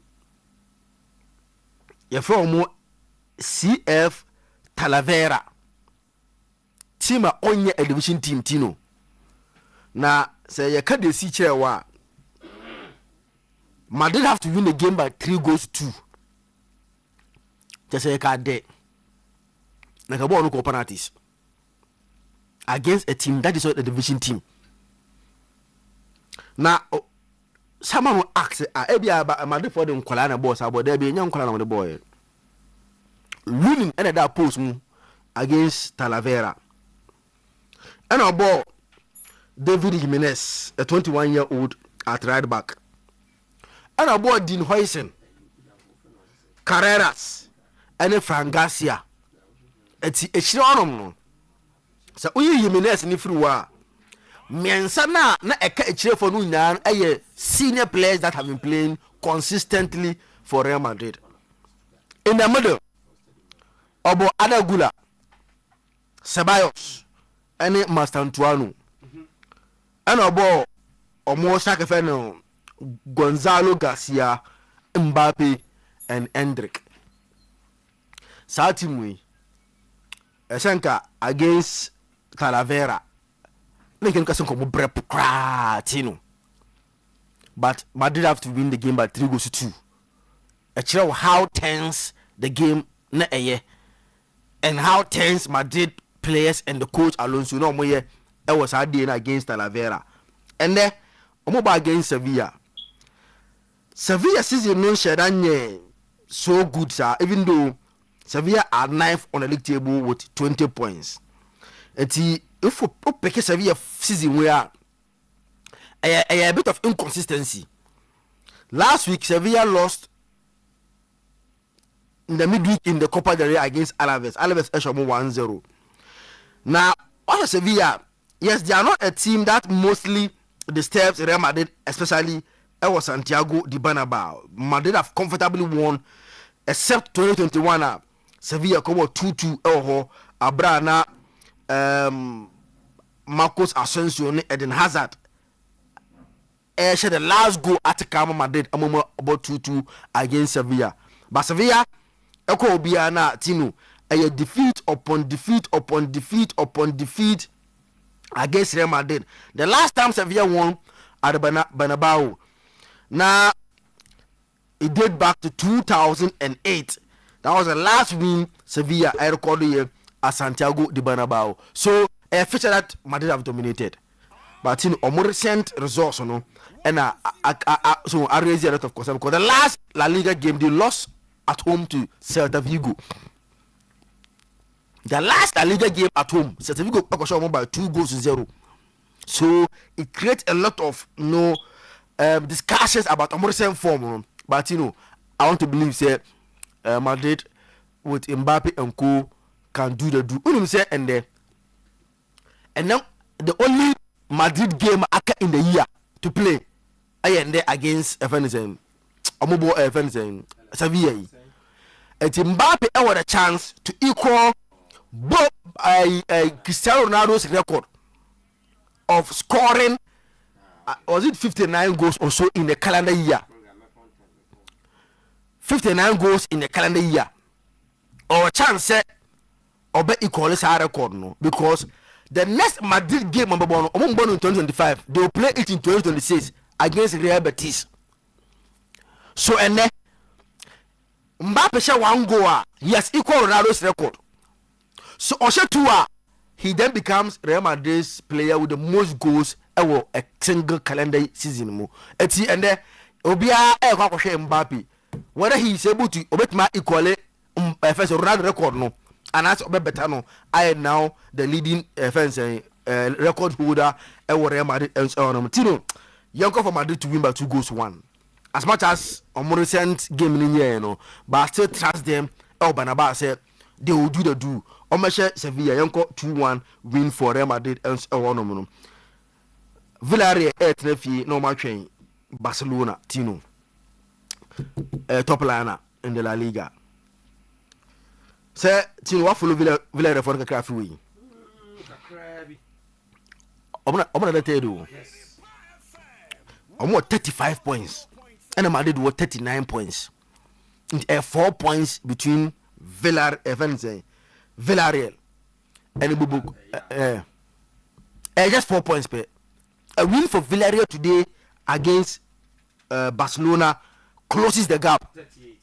So it's a big game in the La Liga. Jamiad Morchina. Whilst Barcelona are flying very high, Barca are flying very high because so far, me overcome all their problems and now they are leading La Liga on 43 points almost all. Tino, what about Barcelona so far? Since losing to Real Madrid by 2-1, Tino, they've won every single game in the La Liga. Since Real Madrid they shown by 2-1, Barca have won every single game in the La Liga, home and away. They are winning every game. Games will be a physical burden, especially against Betis. Away be a physical game with the burden. 5-3. omone Atletico Madrid oh be again wo beden mo twom 3-1 so omone Bilbao obi fi se beden mo twom 4-0 so gradually omo themselves up to the La Liga trophy. So Madrid anye anything extraordinary and Babaka a very difficult task power for them to catch up with Barcelona. What did you say Alonso I said no. So Tino Villarreal will test Barcelona for that one year. Yemobia and Chelsea Villarreal for a better test Barca. They are a very strong side who are playing very good football. And you know they are scoring a lot of goals so far. Over La Liga table now. So only Barca who have scored 49 goals. Now only Real Madrid on match 34 goals. The third highest scoring team in the La Liga is Villarreal, match 31 goals. It shows how good they are and how formidable side they are. Now they are not also conceding a lot of goals. So over top half of the league now. Barca I feel goes 20 and at all team. Use enye like Barca team.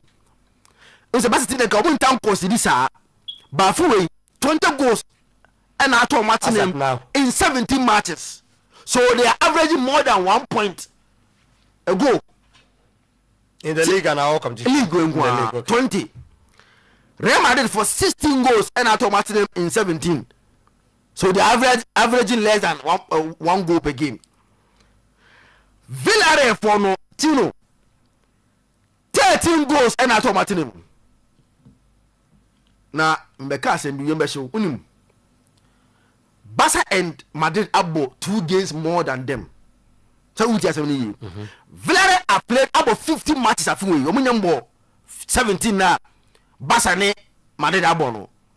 So enema obia utia as a who's a Villarreal this season. So all fan yeah. They are a very strong side because you know be. So Madrid about 17 matches, 2 more than Villarreal. Now only 4 points are. What it means they say economists will tell you so all other things being equal. So almost form no e kosa. Almost 2 games no. Almost misha Omasan Bas Real Madrid no. So almost misha Omasan Real Madrid no. And they will be only 2 points behind Barcelona if they win the 2 games now and then China moment. So truth is that yes, Barca were able to overcome Betis. They were able to overcome Atletico Madrid and almost overcome Bilbao. But the man watching test now on Mukosia Villarreal no 3-15. And the toughest test on Munya on Messia after so on Real Madrid. Tino a best scoring game. Villarreal will score because Barca defense no enye papa so enuntina ena they are playing against so far the best defensive team in the La Liga and Villarreal Oma conceded only 13 goals and the lowest team be conceded in the La Liga freeway so enun the Barca no muisia but Barca any more no what it takes to score against Villarreal and Villarreal so be be Barca Villarreal be say Tino 2-2 drawn game because Barca echirono enye reliable. Barca echirono you can't trust them against Villarreal. They will concede, but Barca will also score. And Tianko for 2-2 drawn game. It was a game now Villarreal so able against Barcelona. Ewo La Liga no Mutino. Kakrebi wa inga na yambe yo Afcon. And the early kick off a Newcastle and Chelsea. Newcastle are hosting Chelsea. Yami admire there. I'm saying the games were pound, you know, and I'm saying the unya cook be shown. Now unya where you be now to 8 matches. 8 matches. Because Newcastle, Chelsea, Wolves, Brentford, City, West Ham, Brighton, Sunderland, Bournemouth, Burnley, Tottenham, Liverpool, Leeds, Crystal Palace, Everton, Arsenal. Now, Osha games now. At least so when you Chelsea 12:30 5 o'clock no about at least another big game in City Airboy against West Ham we and near 3 na yes so no Arsenal nti toto so sa so ewo England and the other venues ni na nti no and the games no pa tino Newcastle for no they've won 8 of their last 9 home matches. Wow. Newcastle have won 8 or match 8 of our last 9 home matches or match and on my draw back up. The draw was 2-2 number against Tottenham Hotspur on number 2-2. Their last home defeat against Arsenal. Arsenal because I'm 2-1. Yeah. Okay, so I give the since then, Tino, Obia, including Man City, Man City 2-1, I was having war. Tottenham, and a couple 2-2 draw, I was having war. Tino, last season Newcastle won 2-0 against Chelsea, or the same venue.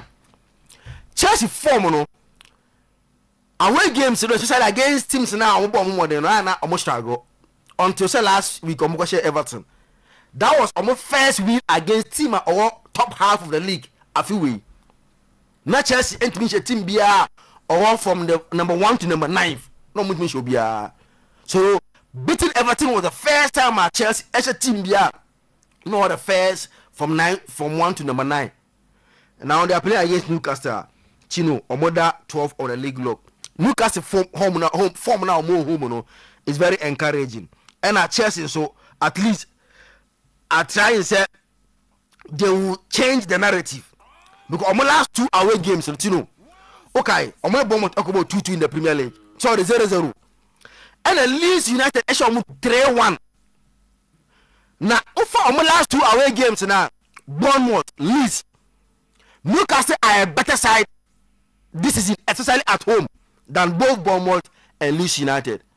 So what it means, they say Chelsea must up their game, do more, go more extra hard before they get a result at the St. James Park against Newcastle United, because some kind of way so all for home form now. Yes, they've lost 2 Premier League games at home. One was against Liverpool. Okay, sir, dramatic 3-2 win mina Liverpool at St. James Park. So okay, give me pa. Yes. So much no. And Arsenal show 2-1. Yeah. So these are the only games they've lost. But since then, Omako Samekano 9 matches at home. Omo win 8 and about draw 1. Tino, Chelsea will not win this game. Win the air out for Chelsea based on Newcastle form and how Chelsea have performed on the road recently. Win air out for them. But Chelsea, how they quite fast to draw at Bournemouth, no? Their best results at St. James Park today, a draw. But I would bet on Newcastle United to win this game by 2-1 against Chelsea. Palmer is back in the team, and Obian will say, he's a star man. The team clicks when he plays well. And Palmer to get 1 goal, but Chelsea to lose by 2-1. What about the Umprade? Or form? Or and you are Visa as one turn now. Last 2 games now, Bobby. So until now, your options. If Watamadi and Far now another better proving in the Premier League in your Visa. I'll be the free bench. I don't know one of share. Ishakana na fana ye di Ishaki Bresa. We are not to say we are na only round just because born also Isaac Pumbre on body what him brother though. But in fact I don't hear but we buy on so a farmer. That's we are saying Tino. Chelsea best air drawn game, but I fancy Newcastle to win by 2-1. Okay. Man City versus Newcastle United. Sorry, West Ham United. West Ham, yeah, definitely. Man City for them say. I say they my fan ready. A general or so than say. I know them Tino. And I'm Arsenal hope no. I know them. Cause games have say we na say team be stop more. Sunderland minimum say dia ba 1-1-2 be 3 pa. Nti Omoni Palace, Crystal Palace. Obi fi say o afi die 2-3 goals. Omo hia die obe stop omo. Panya 2-0 no moko. It's for the rain for City. No, City will beat West Ham United. Okay. West Ham, even though recently no because I'm fan almost last weekend almost in Aston Villa after twice coming back to win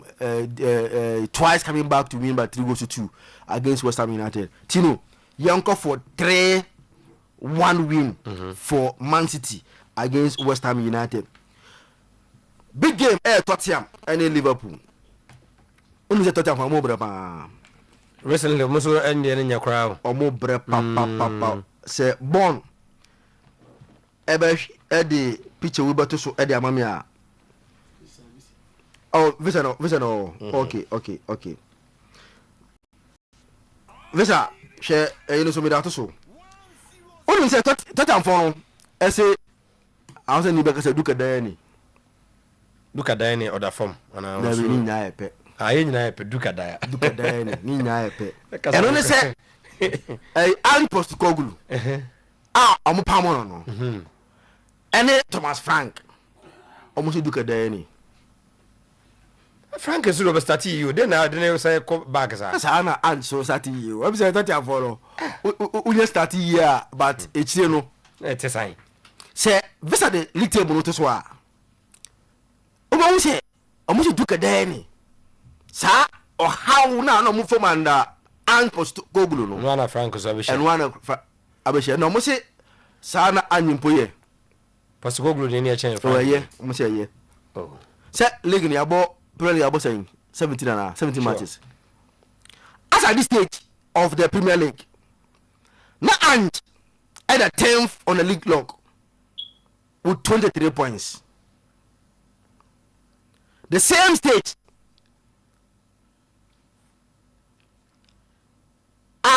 Ya boy. Tottenham Hotspur. We league table na Tino and visa the Atosono. After 16 matches. 16 matches I need yabo. She league table no. On in terms of look at the no. Yabo 16 matches so far in the Premier League and then they equal 17. The last season they was here no. On and they was here no. Yabo 16 matches no. Now and 23 points out of the 10th. I feel way I see about coach or yeah they so on me Tottenham free how ni mo. You both 16 matches no all 22 points at the 11th. And the unse ka ba ko dey win see we dey no. Just a point. See Thomas dey no. And to see omunye hu changes bia even though they think say o ma invest more in the squad bringing in Kudus and co. O ma invest more say Thomas and fa nyadwuma but Tino enya dey Thomas edi edwuma no. Eno e no mo dey wa ko share Liverpool recent results on there anka eye because after losing 3 in a row Man City, Nottingham Forest, PSV, Liverpool loses at 3 no twice no. At least Liverpool acco 5 matches without a defeat, winning 3 and about 2 3-3 against Leeds, 1-1 against Sunderland, winning 1-0 against Inter and beating Brighton by 2-0 and West Ham by 2-0. So the last 5 days, and Yamana said, epic. And these are all games that starting with Salah bench no. Salah 5 games you know. Salah bench and starting you know. Now, baby feel say even though Tottenham form no and crime of us were a few mobile ball no, and the results they've had at home, especially at home no, and yeah papa Banya Biano, at least they will test Liverpool kakra. They have what it takes if omo attack you to test you. But the problem is that omo the confidence to go and test Liverpool for Liverpool there. Now coach no I started one Ketike is the main striker now. He's the main man now. And therefore Isaac there this is onya aboteka kakra. Yeah. Now all those support Emma Ketike. Now we find a new front three. Meaning say gap say o nyamba gap o mai you know e be the normal kwa of us born na hey some so problem two no but yes we are return but I'm not sure say obet risk ko start no Bradley and Gomez that be you know Holland you know Frimpong Jeremy yes. yeah mo so war return there but I'm not sure say obet risk but Bradley is there so it's no be a Bradley no bet me start it so na Frimpong at the bench so that we push so both like akosa ro na no man bo our sala orom no nti so both like eketike Fran Vetson now Curtis Jones playing very well for Liverpool. Curtis Jones, McAllister, and Gravenberch in the middle. Now a back four of probably Bradley, Konate, Van Dijk, and Kekes. Tino, Uncle for Liverpool to win by 2-1. But anyone wants to say Liverpool for no anti-com chance a bit my 1-1. Okay. But if a win will come, I fancy Liverpool to win. Okay. So, sure. But I'm anti-com chance a bit me and in a 1-1. Arsenal were a difficult game, but the problem is that Arsenal for no. I'm sorry, we league now no. Come on, I did more, but I'm not one person. Almost top pressure no. Everton, Ghana gave ko AFCON. Almost influential attacker so far through. Ilman Ndiaye also ko Senegal. So, and to show my team no more players now. Nkomo ha adwini ye pa no. Omo kokọ AFCON.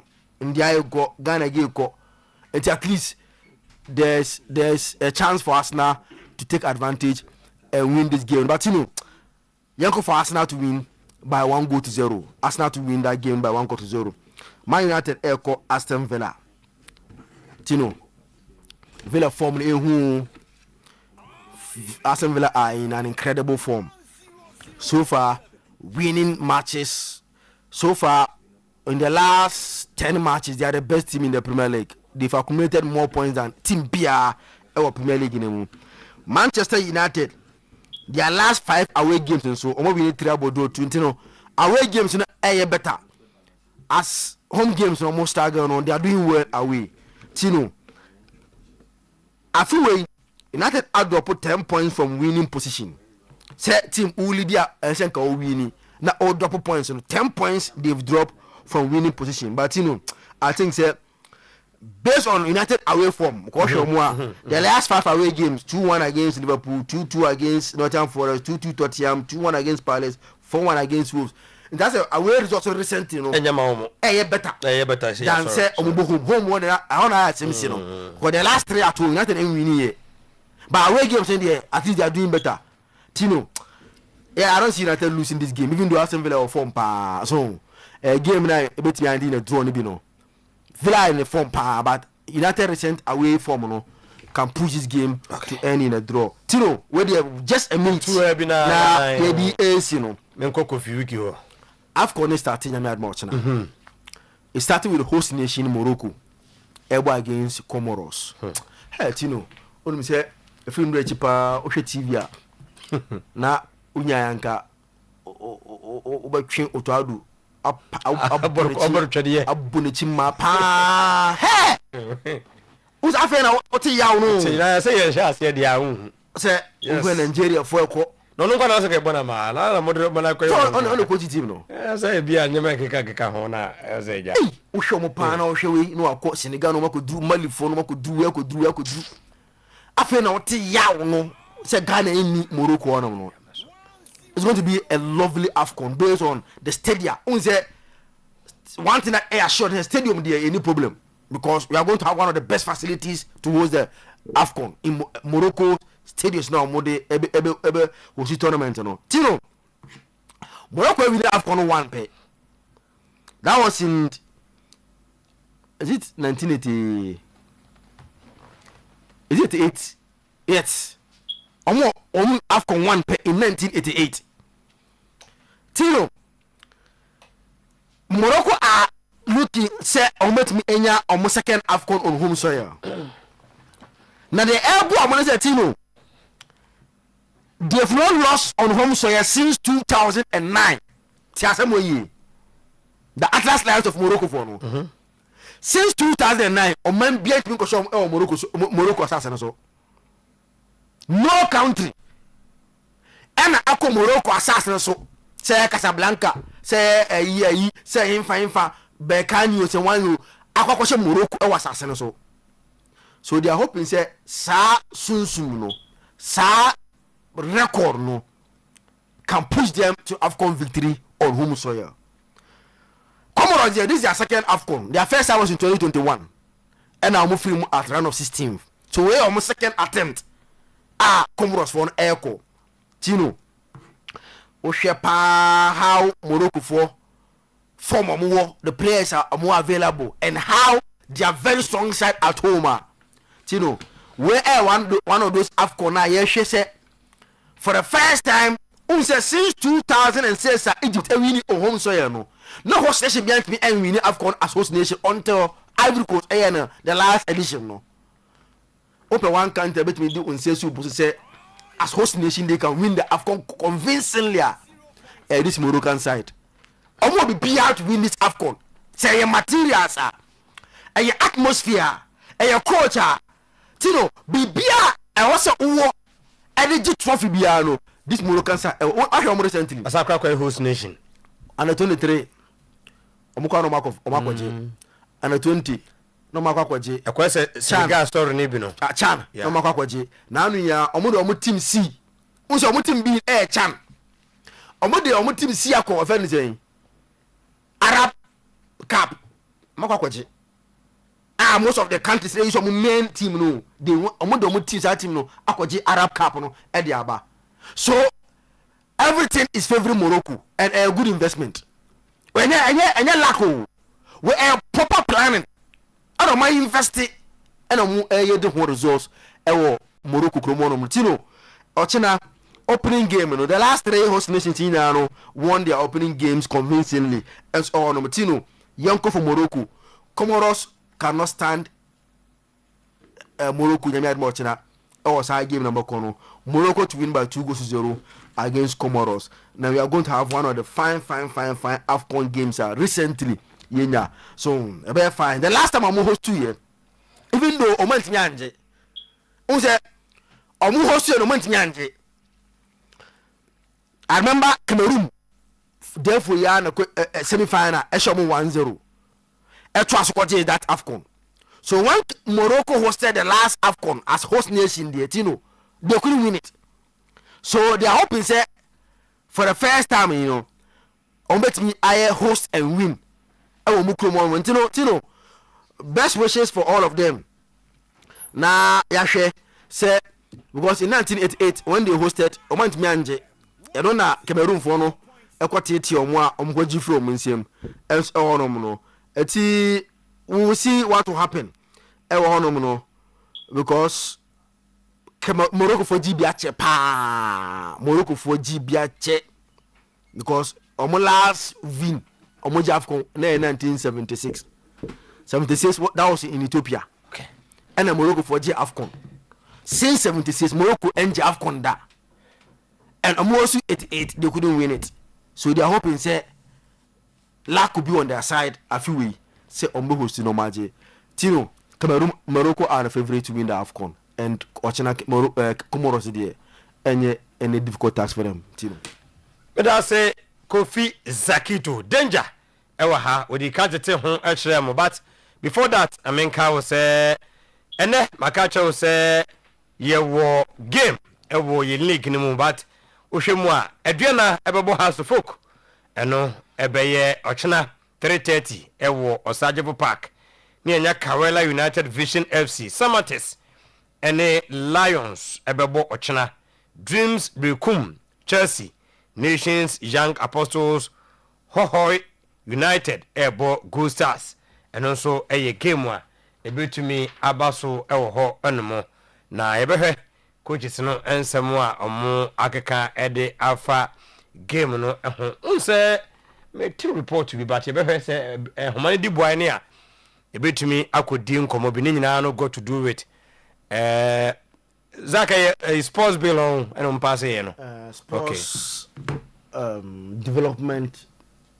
fund okay sports development fund and I'm pass here I said clubs no gidi say omo want tie bi o matete every omo adnsegate position mu dia good already no yeah well some deductions are that are made at the gates but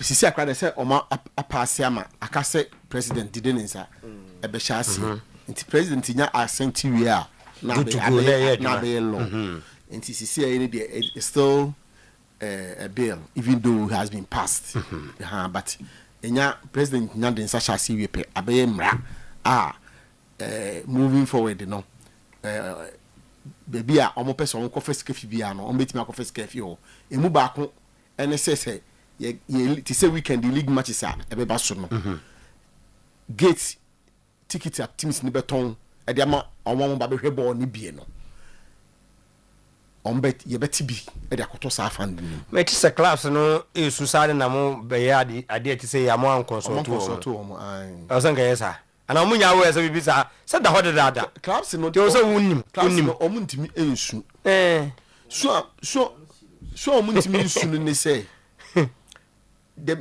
the government will definitely consult the FA or inform whichever. Okay. FA so your executive council until the executive council will deliberate over it. No more do input to the sankoma government. But who FA say nyaba wo the other now so ne o man nwen ho ansa na so di input na ko.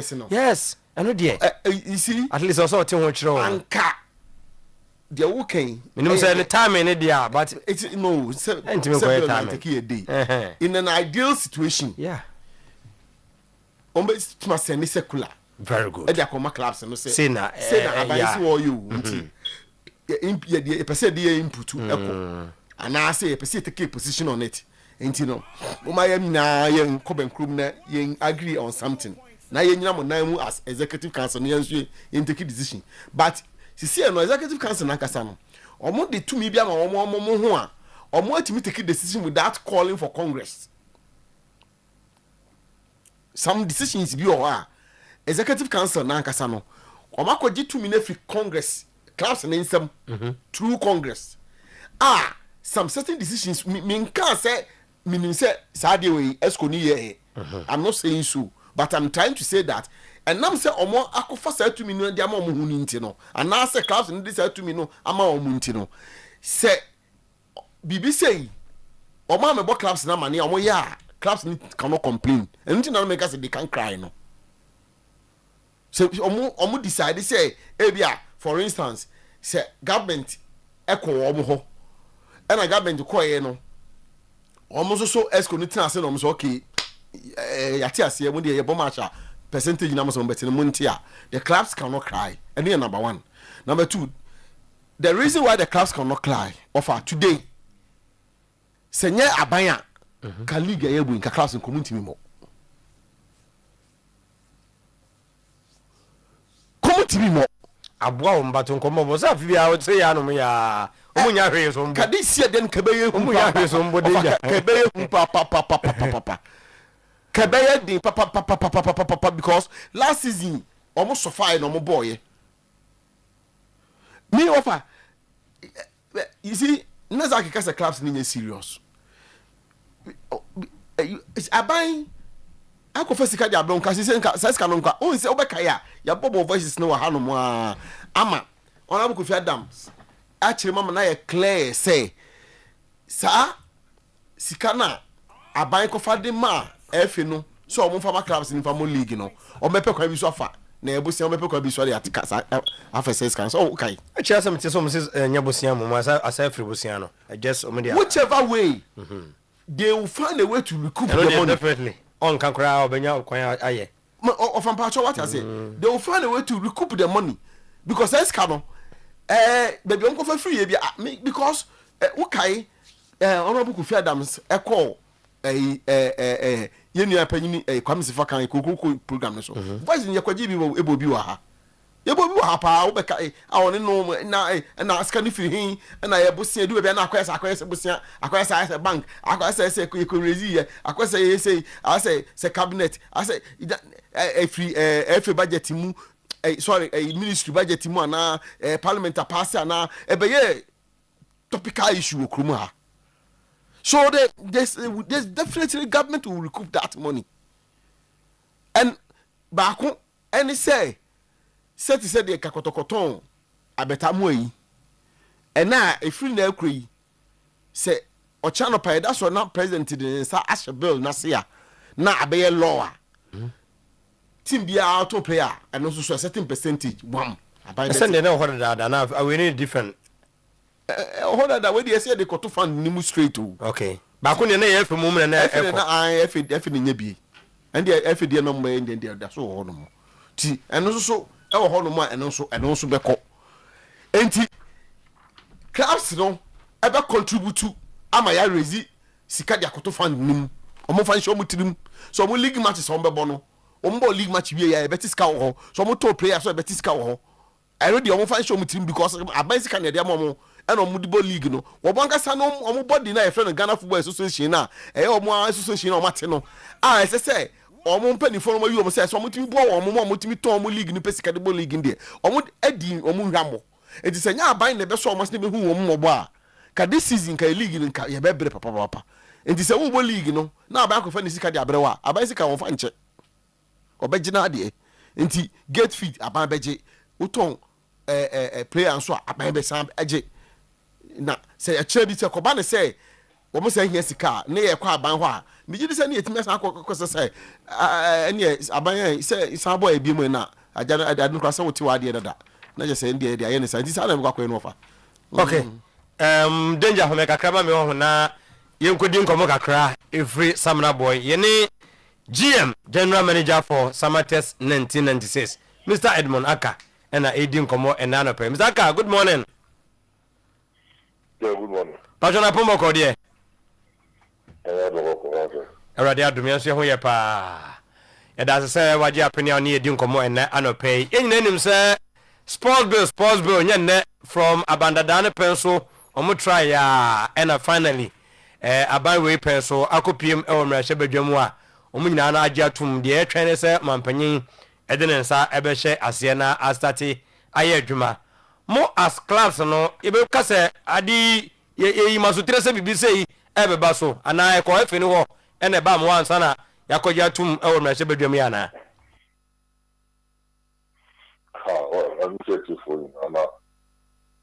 Think I said sports radio ye ma won come to media mu enye ache ba su se kwa muna omo e consult mo aba so mo make input in it here eno de when the me really say class no the flow be aba say obi adi be quiet because me say you perform my also ma I say the obi adi won mo awaka say but you be aka say the I take you be by surprise and one mona among the kids are input because normally you are all so I'm not consult to class I can be a asset instead of my but she's so clear say class will be no can't be no consult to Adia benim say we no free ministry no home direct no mo be free F ni ho ti based on ye no nka say mu che say mo anyantie bia mfree afini ho ansa na omukọja to mo mrahye badwami. From what I'm reading from class on the platform so no obia bisa say what na wa na ye sponsor to am le make into obia I say obia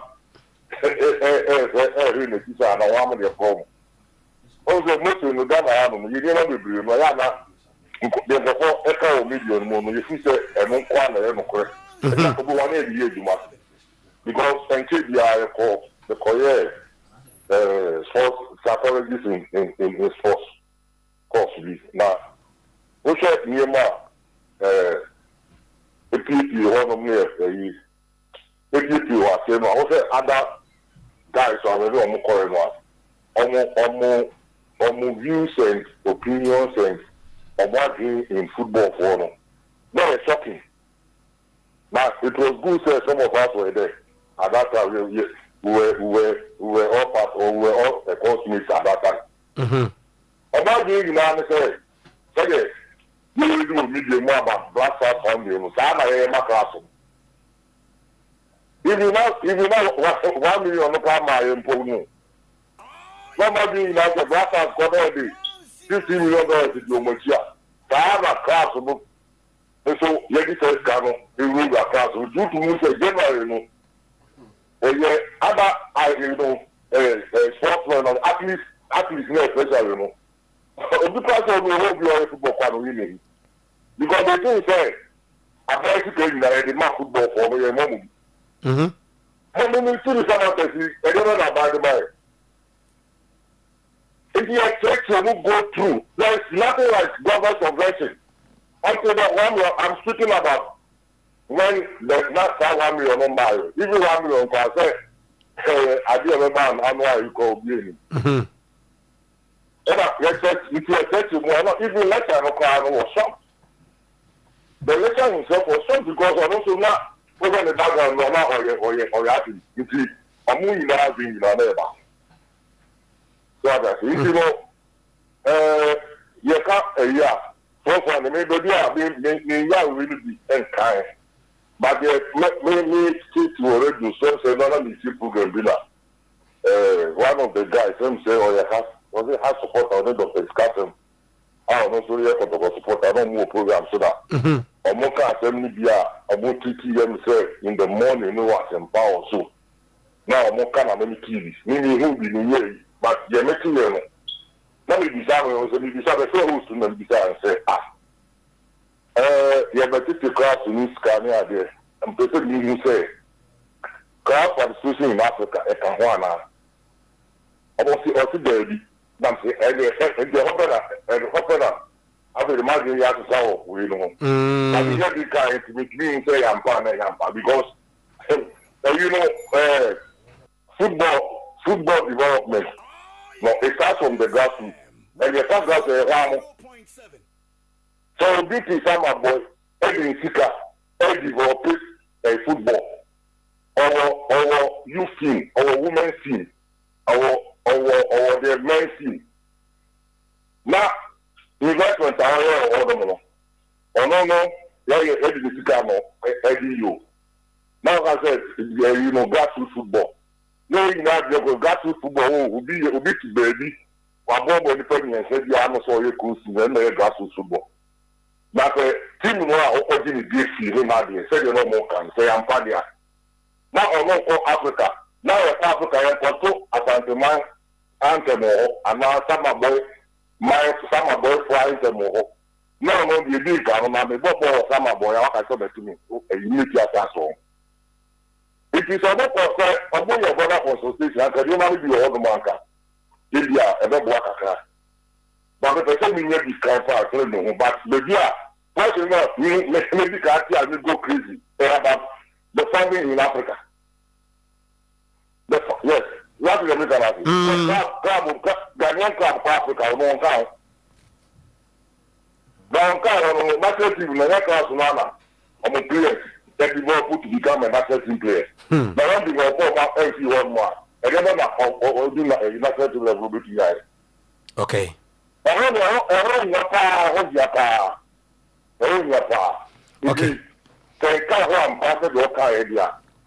get main person not and I don't put that actually say who went to start. Then who are Zaka you say based on my platform na mo so na za take obi a surprise. Utie o mu nkomo mu dia ne fa hin ha o mana wan kasa kran nya won ye limited akọ. Obi o ni won ma e ha mo say. Sabe no eba na a bad police you. What we are talking about is the deduction. Hona me ben. So that the deductions no. One, some matters. Every year they are you will get different. Every year they are in Portuguese. Every year they have airport. That is airport. Sports equipment are the back room in a club of the exam. But because I'm a president, I'm a will be out here for winning now. So now we get see better if you are taking better 4,000. No, I just have percentage, you know. Now the team know about league match. I qualify for Africa, but no qualify on the account. On qualify, say you're not funding. State to the funding to the sports fund. Is it fair? Because no Africa. Now I say sports fund no for national teams and I have athletes. We have come around to the meeting with the that's all the continue to cover a state in the foundation.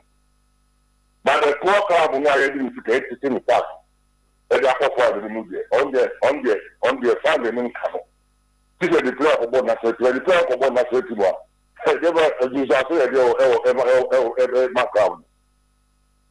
How can the club get funding to develop that national style? Not ball management. If you're more kind, number one, or more kind. And the percentage in the player transfer. Player transfer, which is. But so nobody is against the policy and the bill.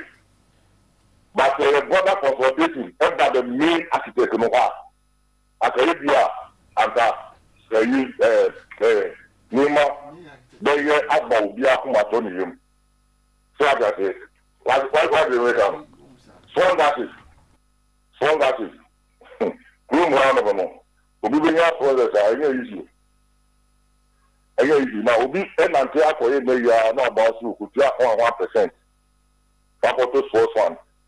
When you hear you are, when the car on one, Yatimano, or no, already, or benefit to one. This is the player for national team. Now, they discuss for her national team for.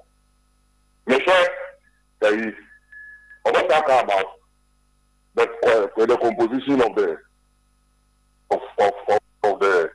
the board.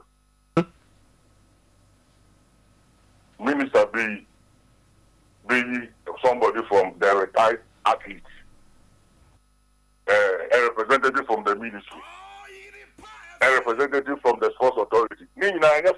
Government officer. Yes.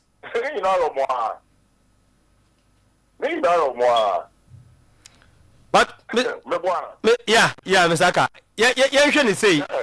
You say, get posts which is 5%, player transfer 3. Kamunya kwenya anka sena kamumbe peno. Well, me president said yes, me na beka. Oh, this is a consultation and they bring out the door now.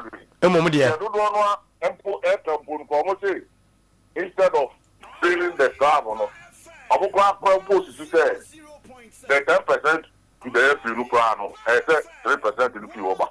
And that is how the majority of our people are saying. What are they? Yeah. Yes. It's but it looks like there was no consultation from the football people or the sports. I don't know the other sports from there.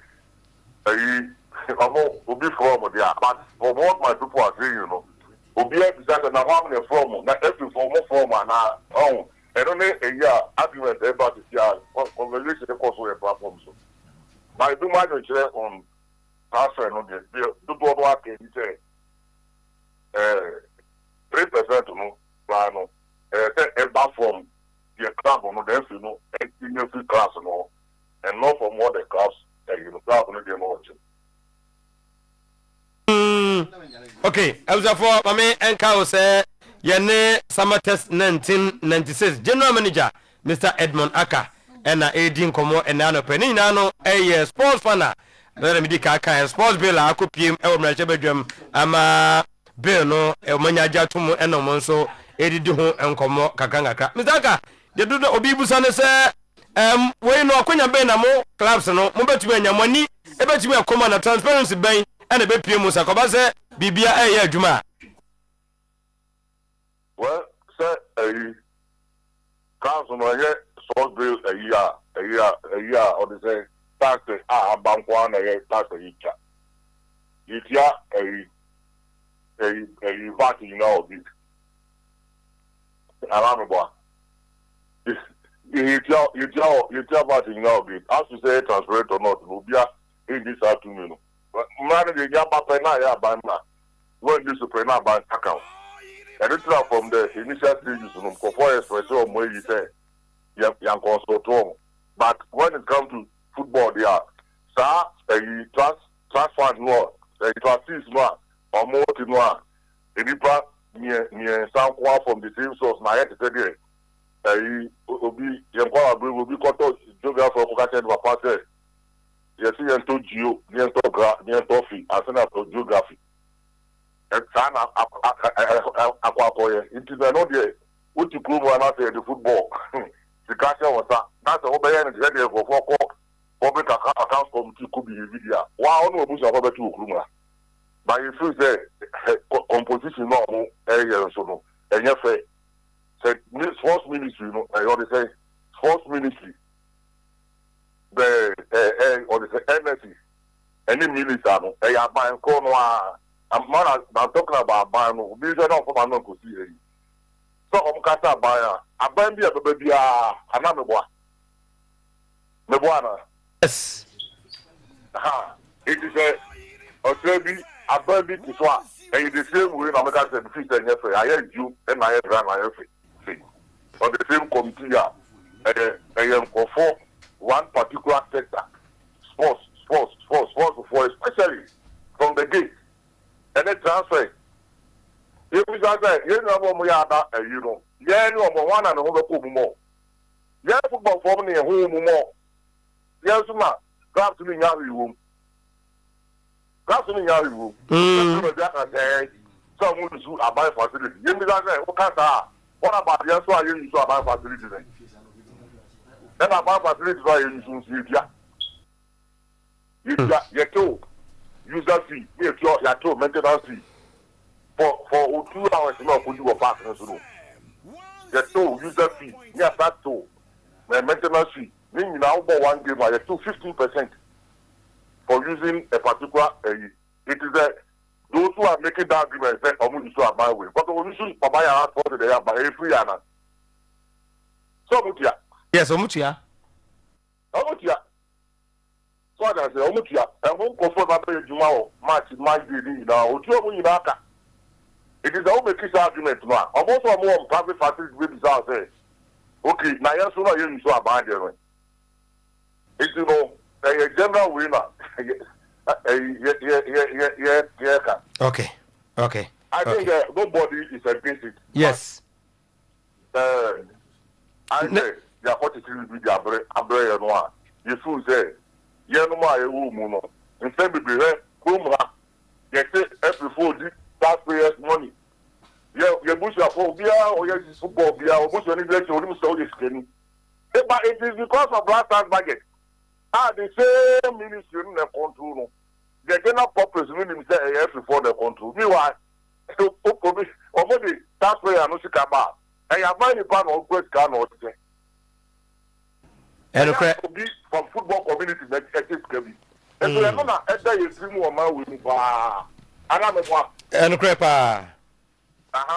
Now, this is not as a offer any premier from the same center. Sports military nominee. But obviously, every sports minister, what they have to be national, or the party in the Bametra, or the party in the Betra. The party, what has it got to do with football or sports? Yes, that was sports authority, sports authority, so no. And also, it's probably a government appointee. Yes. And the crap. And that was all before Ministry of Ministry of Sports and Ministry of Sports and Recreation.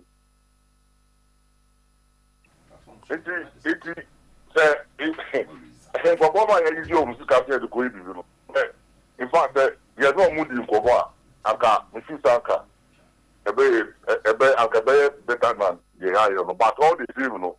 Obi and one more against but the doctrines, you know, name. Composition yeah. Okay. I'm so for saying Mr. Kaka, you know. I had the part and eba nimum na shasian no kwana na first na komunya mu ebian ka ebian komosodi omo input ba ko mienu bi ebewram Mr. Kama yemfa meet ba ko nu nwi e wo samates mu eminim after muji league no afi Clementino. Clementino. Mr. Kaka, if you are taking prayer maton because maton prayer there is a policy what they say there is a law say maton prayer no first camera now what to do music wa jimsika. Okobo pa wa jimsika, to player wa jimsika. That crowd no je no nya o. Crowd no. Say yeah ma crowd bi are impo.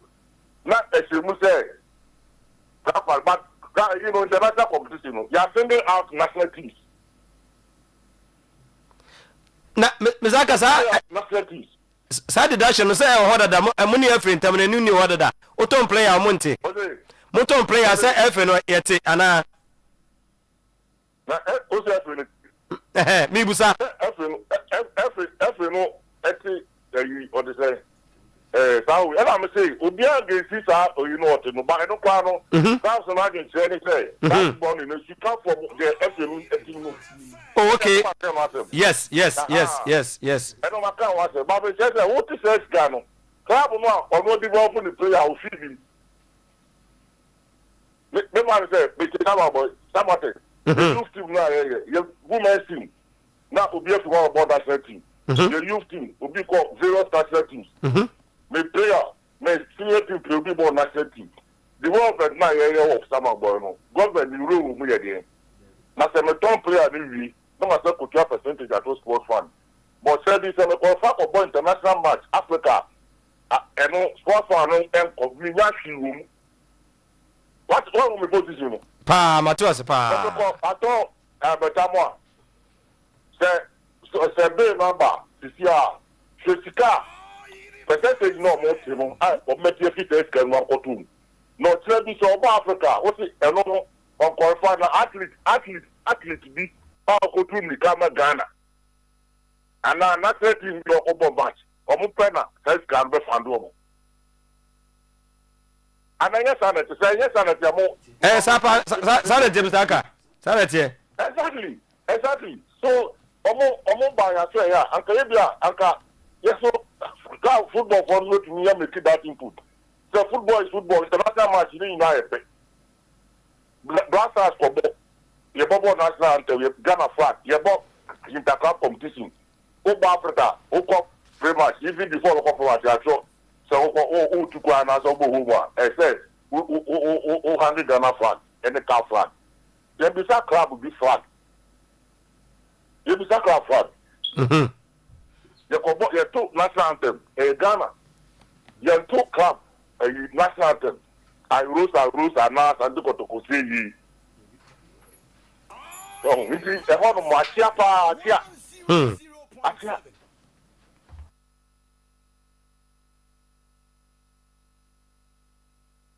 Mr. Edmund Aka, and I was for Mr. Kana before some number you can know. I feel more expectation no, and one amunya need make some test. From some of the league now, if you have a performance now, then echo. My name is America. Say, I open Sabatis too much, and I open Sabatis too much. Who say you win to do your yard? Oh, you win, Casa Percy. This is open too much because. Yeah, club no. Your first season in the Premier League and your bono. Neboa. You were one league trophy in our world group and on what Super Cup in our world group. Yes. But because you but look at the there. I'm going to boy. You got 4 years. 4 years in the Premiership. You got 4 years. But with our society, you own my clear because you really league. I'm grateful for that. It means I'm more expected to see more. Sure. Yes. It is, I appreciate that. However, you know, you do baby out. And then crack. You do baby out. That time and you win the league, you know. You lose 10 away games. 10 away games. You bought 14 matches. And so I have a better top. Yes. You're not top, you know. You're free WhatsApp of this year. And I'm a boy. It's a record. Yeah. From week 14, after week 14, you call that top. Me and top work, I didn't call that. Then you call that. Yeah, down from week 15, start up to week 34 in here. You lose 10 away games. You see, you lose why? Just 2 away defeat. Okay. Now, I know say this is you lose 10 and Sunny Abeda. Then yes, 30 season so no. You're in front of you that say we are going to get in cheap. Because you see I know. Team Bia on the end of Kobo Bia no need that you money that on Senate. I know they are correct. Okay. You know say and easy but you see in football on the second of 4 start to come out say go be and say more than huge number of injuries so. Okay. Because me because your competition I can make a real league, you know. Because competition now a woman say okay we fear send the but now opponent you know in problems. So what I say and you start the league, you know, you go through a lot of I feel that Nema 30 almost say yes ever. Okay. Just after a year preseason every year. You preseason every year, man. That's what you say, you know. The book for ACL. The book for ACL. Who knows in Ghana? But we have done it for the player. Sure. Player who came. Okay. The new striker. The player who just joined the team. I have to get preseason every year. Just in the course of the preseason, you know, you have a boy high profile games, you know, and okay. This year, Yakoya man. A lot has happened in our team, but you have that number say you see and then you see. Oh, say your woman is from some of them. I feel that air Ghana ma. If you ever do your part, what's your part? Matthias, what do you, Mr. Kai, just quite Kotokata no de peko kuzu no abedu na mo de mama omo. Oh, too bad. Okay. I think say eyara de pena na yen say to me aka na ye say betumi edi nkomo foforo ebia na ye de no so e de abeto aso. Nti say de general manager for summer test 1996 Mr. Edmond Aka Eka no adwempo na e de sports bill eba no obie no a otia omo efua so na emom as club mpanimfo komunya input a ebia kenyama ba ko mienu bi wo hono mu a komo so bese se ha de emom yenye ne sei emom emfa ha no nya de emfa mfra bafo ona na ofro na Mr. Aka bae some interesting revelations from Mr. Aka wamayen different angles me feel say a very valid input bia anka almost as clubs no enya that opportunity now bia anka onbeye but I won't say earlier on me can say I want to believe the ESCO themselves no had that opportunity almost represent clubs no am okra obusa me say nanka enye senka omo ebe rally to omo members no ne bia community members no be connect nanka afi no komu nyina akọ bankrum minim say time factor meaning say bia the nipaso meaning say bia esco no fault where they had the right to represent the clubs now but ohwe nkoma aka ne yadi na no pay clearly on omo platforms no clubs ni nyina are wondering say hey na one akoye side we one meji yadwen kitikiti cry and we raise issues be for instance sir player transfer percentage na ebeko into funding them no won say akasin ko bia mo consult they will have asked the FA say any nka free the FA team rather than say you know FA no say football club a top player FA betting percentage ni asa another percentage say they to fund them but for na double homema me won say yetie bi every clubs na so ya enche na ewie ya yenko escolo so aso ye executive council member Mr. Odru Safo nana Odru Safo nana no pay mo akwa abade ba Oyerepa so so na mo te say pacha onyame adom ye ho ye pa na wonso nyame adom ya cheme na yeda se anopadi ye frawa asemtia wa nim se sports build ye nye abanwe penso from abandada ne penso nyina no na ewo ho ade bia no ye nsantwefo kwa na yedi ho enkomo na anu ayi mu ana akopiem na hyebadwam a omatweso ntonto ade ye twene se omampanyin de ne nsa ebe hya ase na ahya ase ye adwuma but sisi ne Mr. Ka edi nkomo kakra based on ono ne nkomodie ene platform o se omo so nyina no asa take home surprise kakra se ka bibi se ye ba ka from ministry no mo ho ne nkeba besie na wo soma pass bia mo se na ebeba wo but we de man ti bibia na ebe ye adwuma yi omo so input ba ko bia nkomo de beba minim ne obeka fa ho nana me da se na my minia club for say assemble enya botre me kasa as a club owner. Good. Because we are co-owner of Port City Football Club at Kasa. And I'm the director of the Chelsea Football Club. Sure. Sure. My first say in your preamble, no, Kasa Kama say and started a ban with Abreso. Yeah, correct. Next, say and started the Tukreku administration Abreso.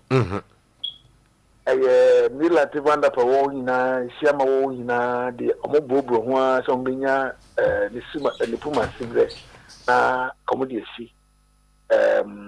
Antono, the best cancer, that's a consultation. The consultations have been done long ago before we even came to office. But I know, notwithstanding, and before say the Biano, you were regulators. And you were regulation affect you and okay. They said GPRT for Babato lawyer firm cooperative groups and a discussion.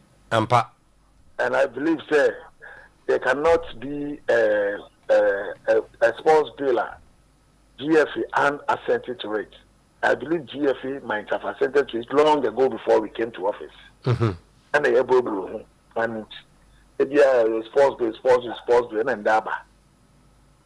So e-levy for instance. And once you bill now, you the bill better. Your consumers, they comply, we consume. And sports bill if you only say everybody Premier League class in your 1 million Ghana cedis. So sports bill or what? Anka ebiana nhihye no oko Africa obinya se me kan be no anteno ni America nyina amafo aka market crepa na che se oko Africa aban be so ase se edu bebia season sorry ye calculation so ko Tanzania aban man $1 million oko Rwanda aban man $1 million oko Ethiopia aban man $1 million oko South Africa we mention this and it's been kebi my own until say sports bill naba yes implementation and abema who say never been nkoyi but in the actual how many clubs transfer players outside? What do you think? For 5 years, 10 years, club will on transfer player go outside. Domestic transfer, and I don't think the sports bill is going to affect the domestic transfer. And then the 3% of whatever is taken, just domestic kahun. What is domestic kahun? No. And you're correct. Me who bill no, but they cannot even talk about domestic. Okay. Me who bill no, but they cannot talk about domestic. Okay. Because they don't know what goes on. Okay. Yeah, we are trying to say domestic count there, then they have to come again because domestic no be anti-Tobia because international and I'm saying Tikabefa, you better wire Tikan na phone, it is known and everybody goes for it. Domestic, how do you know domestic? Nana Bajo Zakito Urem Kakrebi. Zak. Nana Pacho, okay, source of monies and maybe a fund in Bifrabana. Point E, 3% of proceeds derived from the transfer of athletes within the country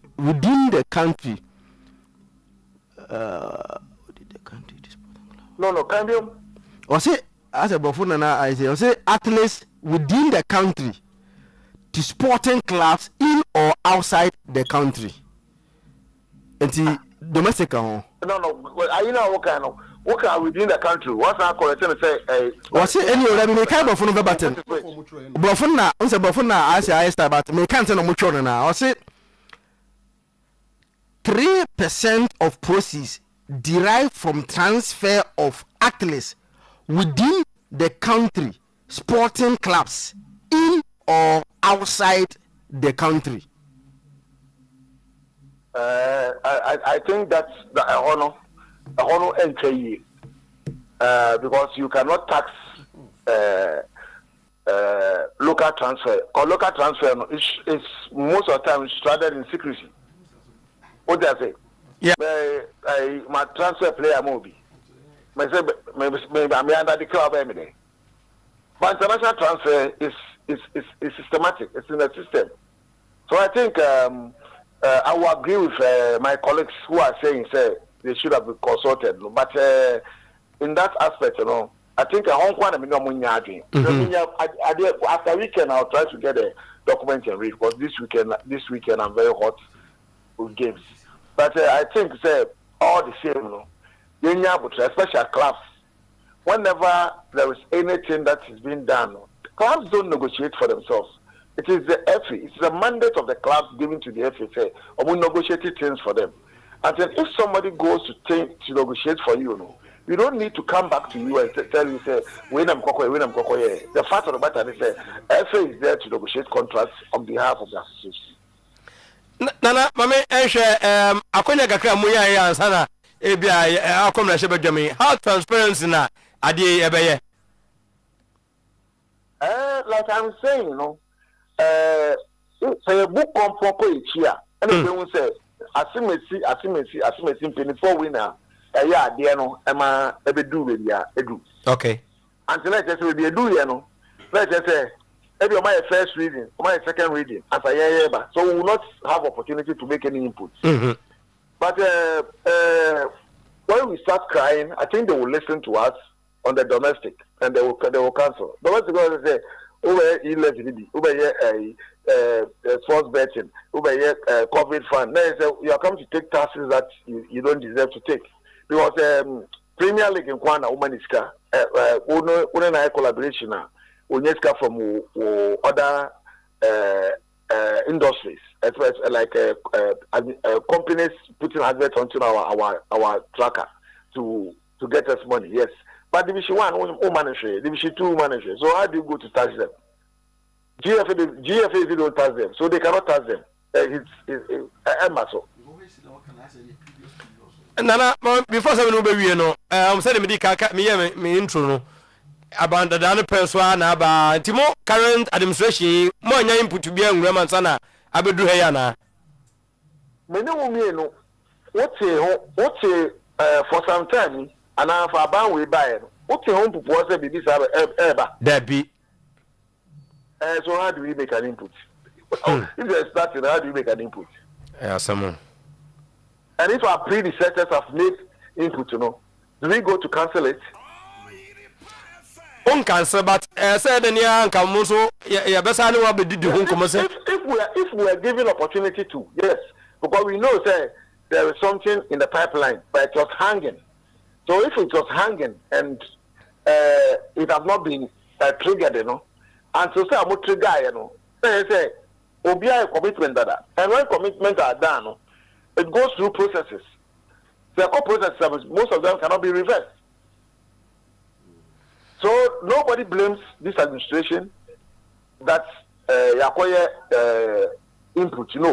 It's something that started not today. You've said it, not today. The Peniel region, Krana, started and early stages of Dr. Lawyer Kwesi. And if they have made submissions, on the base submission purely based on whatever we have in the system. I don't think they also make submissions just to favor them personal local interests. No, they will not do that. They have an interest of the football association. Okay. As for said Executive Council member Nana Odro Safo Sibusu and Nana and so adding input Aberam away show you see. Nana before 7 over you crano AFCON next at China Yauna Ghana Yana Yedi Yakakra say Yankubi. Dabi Endi Yakra. Endi Yakra. Sir AFCON a qualification. And yeah, automatic choice. A qualification so we qualify kwa Kobobi. I'm qualified obi qualify Kobobi. We change it. We go to should. Yeah, better we say you.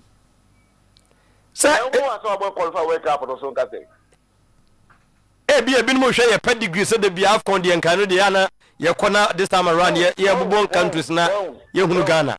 We know me no anyone more can na into say.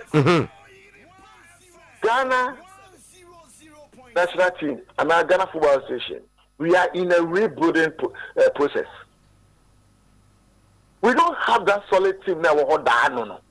Okay. We are rebuilding for the future. So let's look at the ages of the players we have now, where they are playing, their performance. Thank God you call World Cup. Based on that, we can build a good team for the future. Now, it's in Ghana. Other countries have also gone up. Sure. Other countries have gone up. Because academies, other countries are here with their government supporting them. Ebini, so president government is supporting them. Oh, you got all those things in place. My brother, we rebuild and then get that Muntari, Kojo Samoa, Lai Kinson, Samoajan Asian group. Better maybe you. And you know, moment concentrating. But yes, yeah. Nana, everybody was a pound of pay. I'm sure now on your case, when you're bread, Eddie May. You, okay, or you so. I was for say more, and I was supposed to be, and unfortunately, but for mommy and children to be ready a bit to my alpha now. Eba, a year rather net to come out. Yeah, but also, I'm not a kid to say you half away.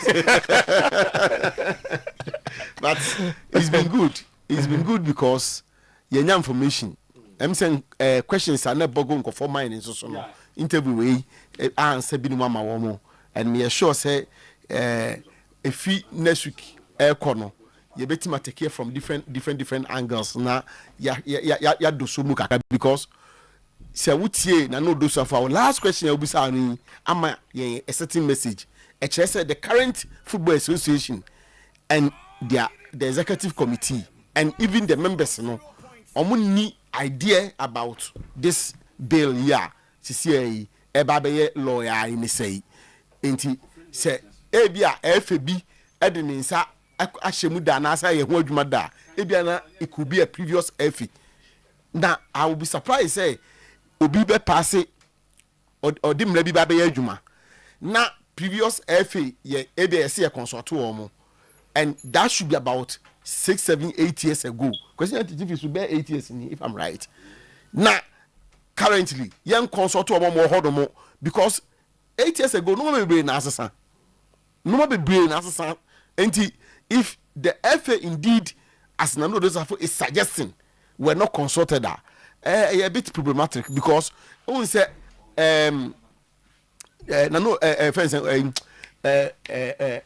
aka raise issues be or more and some for instance I do be no do safon tiase be chiro ba betiase say deduction ya can one say win. For instance deduction in the context of say a ton player locally you beti the same team no or ton player foreign so you best art yet no FA no can say government so and I say fund so no wo couple matches every weekend na asa ate no enti the potential say a betimi I impoverish clubs no but we mu nyina no were not properly discussed e bi kra ka they could have look at the percentage no and the keka ho enti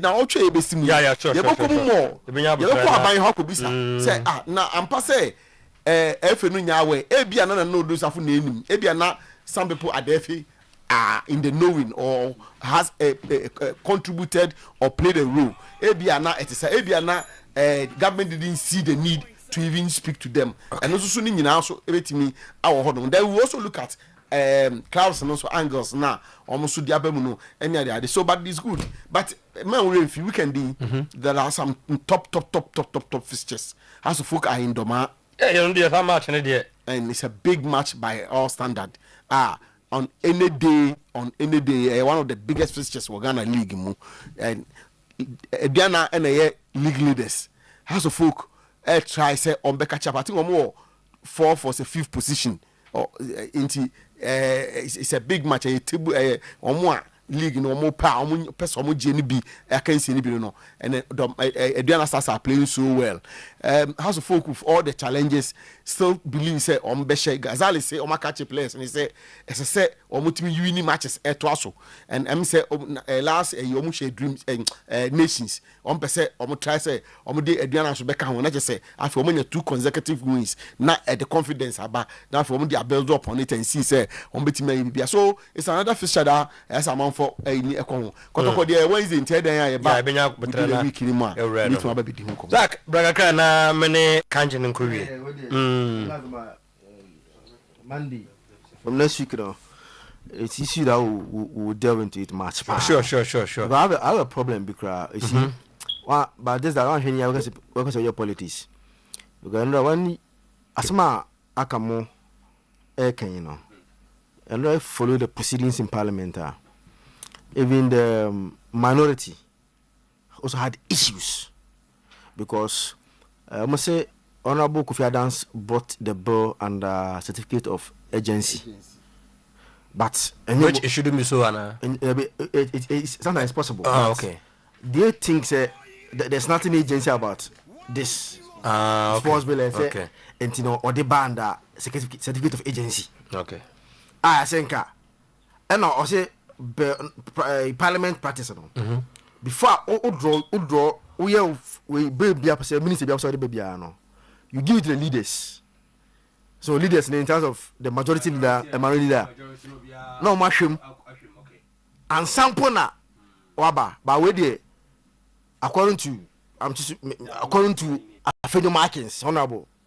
I'm thinking he became back and for one leader no sorry speaker because Yamano see Kofi Adams man copy and based on how you question Kofi Adams one kasa say no correct. Now Kofi Adams was in the parliament. So eti we share nyame bebre akoswa I think say you want to side with the clubs in kakra because even the mushamra ni mpono ebi mpo emo sinchen tiro sa mo ya me free ba no the mushamra no omo mpo ni emo sinchen ena mo de mo echedie say ya fa mo nya hwe so I think say the sports bill is not an issue but I think say a lot of things see here and then the person and I think say Ghanaians will take a lesson from say look at ABCBM sir outright power now never should happen against one particular party.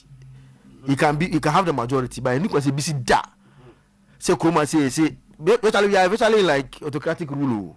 Who say no say who call for constitutional amendment? No because yeah Ghana for say ko to aba ya batum say how and look at ABC da because emwa ya mumu so at least based on who say ka wempo no utie omwa nanka if they deliberated on it enye be wa na official nke they would have agree nanka back for na year film but when require ya omo deliberate on it they didn't argue on it they didn't deliberate on it there was no we aka unfortunately brain ni ba me le say abandon the parents so be si ene no are ma yi bia film ni bia ka ho ana say nya de krona no mo so to aso no ya bia de krona okay we obi a stage into we buy no this is also buy no this is the final stage no so any you be say bia ebeboa na mbua okay abuom ntino o do umre ntino sure next week buy be di nko bebre sure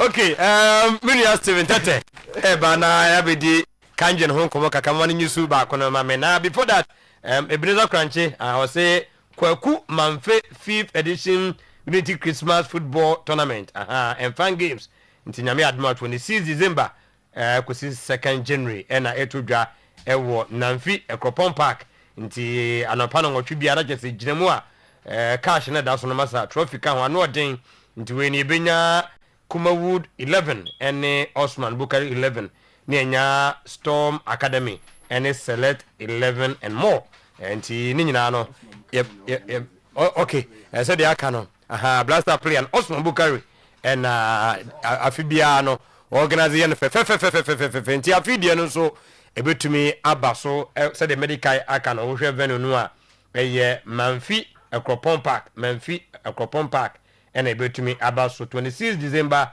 to January 2nd 8 a.m.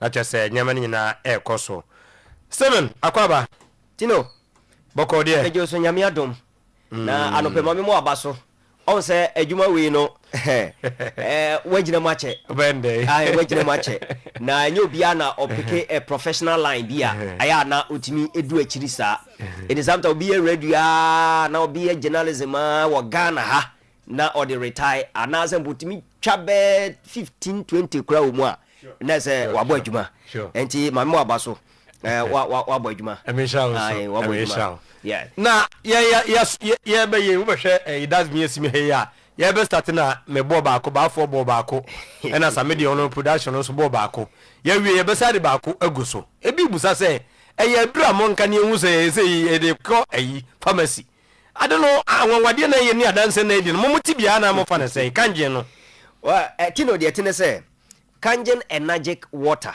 ensuo no machine na di produce kangen water ni e fe na kangen water machine. Okay. It is a water ionizer. Now energetic company no and a produce energetic company no a Japanese company omo and a produce sa machine no sa machine no okọ Japan na omo certify no as a medical device.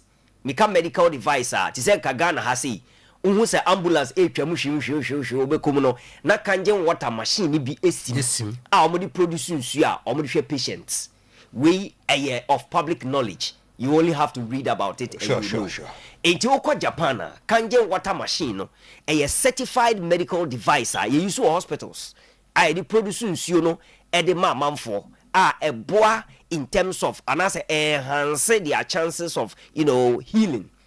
But oba ye Ghana ha wo ye Ghana ye mrem no emra FDA edi adwuma no ade bia ye food products ye aduane a ye di no ye ntumi emra na makwan ma ontimi nkase ontimi emeki healing claims and medicinal claims no ye Ghana ye emra no ba okọ Japan baby a technology ni free bad ya machine no oma produce in such a way say ni technology no eboa ewo sa kwan no so ba ye emra nko no mo so de nko but it doesn't change the fact of the insurer to me because the same machine krona and the produce insurer no Japan ama manfo no uko Canada eno uko US of here eno the same machine no anso ena Kangen Water Limited yenso ye di produce no ewo ye friend say eye Brema UGC a spread wo Ghana ha region bia obeku bia Kangen energy drinking water amanfo agiatuma obia enom obia nso awonom bia nso ewa dance awo eden odie enti ye mra se untimi nkasa food products ayare enti eno ti ye ba ye se odie nom Kangen water no makase Kangen energy drinking water no wa wonom a ediseni obia akwa asori ayekoi obia ni mra ohia Yesu a de Yesu wi eye wona brabum Paul ehia Yesu e wo Damascus no efri ho ena ono a wotata agidifo no no gyae afi Paul amante ma ba be den obese di kanfo twro enwoma ohwe New Testament ya almost ebe half kra nyina ono twro enti wa wonom Kangen energy drinking water no a meme no ma e wo se na me body no be giafa ena tino wonso no ma e wo se na wonso body no be den e be giafa eno ntina na be recommend ma tiefo no obi no mo nsuo no a ono de nsuo na ya man ni pedua no ebi wo kramba ya kaso metre fidie so nka ye be ka say because of regulatory restrictions intino nyama ni bo a yesisi kwan sama oye de menka Yesu bra na o hya so oye na adwuma na o say oye adwuma o say we menka nkire obia because ne bre wo ho de ya ya ku yanimi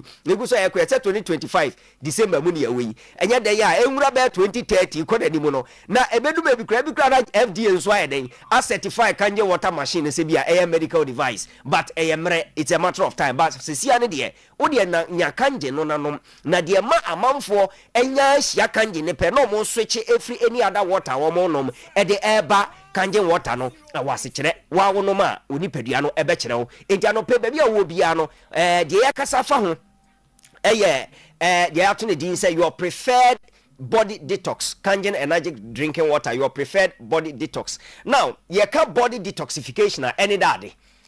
And no pay for your number, no na free. Number no a 0241 449191. The number again 0241 449191.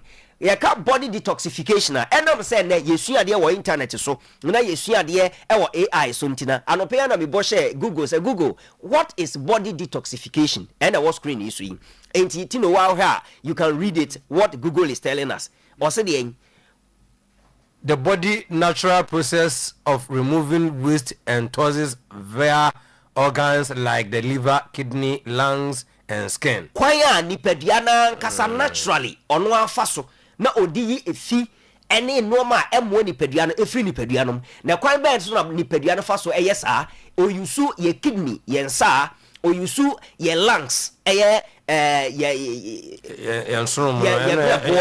aha na we yusu ye liver ena afen so ebu on ma ye skin ni peduano honam no because the entia honam no ka se honam ne ka ho ne se onipa afifire betewa se fi honam na epie if skin no na epie nti afifire no so aye efi no so fri ni peduano eba enti sa na eye na kwa be no say it is often supported by lifestyle changes such as enodiasha bracket mo diet, water, exercise. Na ohwa sa na mam yensa wa boso yi ehia pa wo nipa abia wa brabom wo diet na wo ntimi nka diet ase wa bra wo nka apomuden untimi nka aduane wa bra wo nka apomuden enti ade bia wo nom ko mu se ye nsa se ye nsuo se ye aduane ekoni peduane ansa na wo de ade bia beka wano bia adwene wa apomuden ho because ekọ wo yam no nko ade wo body no be process na eno nti ehu na ye kasa asem no enti ye se that wo diet se wo body no be detoxifier ya wo diet aduane a wodie eka ho water ensu a wonom eka ho na exercise enti ye da bia ye tie doctors awon kai say ye exercise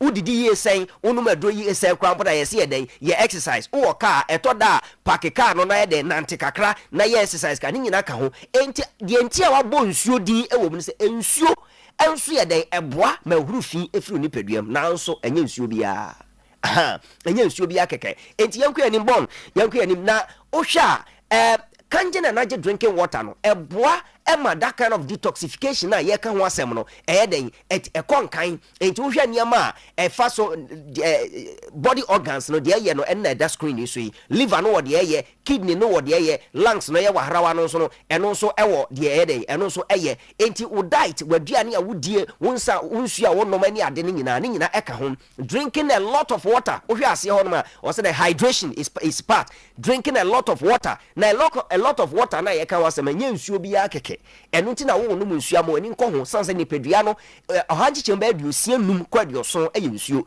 enti kangen energy drinking water ye ba da bia ye kirade me say nsuo wo wiase nyina ye categorize no into two ye wo regular water and ye wo alkaline water kangen energy water no eye alkaline water adenti ni ye kan sa also na beka se nsuo ye alkaline no na the pH the potential of hydrogen now regular water the pH no according to FDA regulations a 6.5 and no cramp no FDA World Health Organization and say nsuo answer na obe no making sure say the pH no at least a 6.5 and every 6.5 akopim 7.0 pH no and no a regular water but alkaline water near 7.1 or 7.5 ekodanim na kangen energy drinking water ya ekura me e studio haya we a 1 liter bottle no we yensuo ni nyina pH no 7.5 to 8.5 eno nti na odi pH tester indicator we test ya color no unya color blue and there's no way obeta stick kangen water obenya color yellow obenya color purple or color blue yellow no ejina ma acid enti nsuo no kangen water nsuo acid ye den enim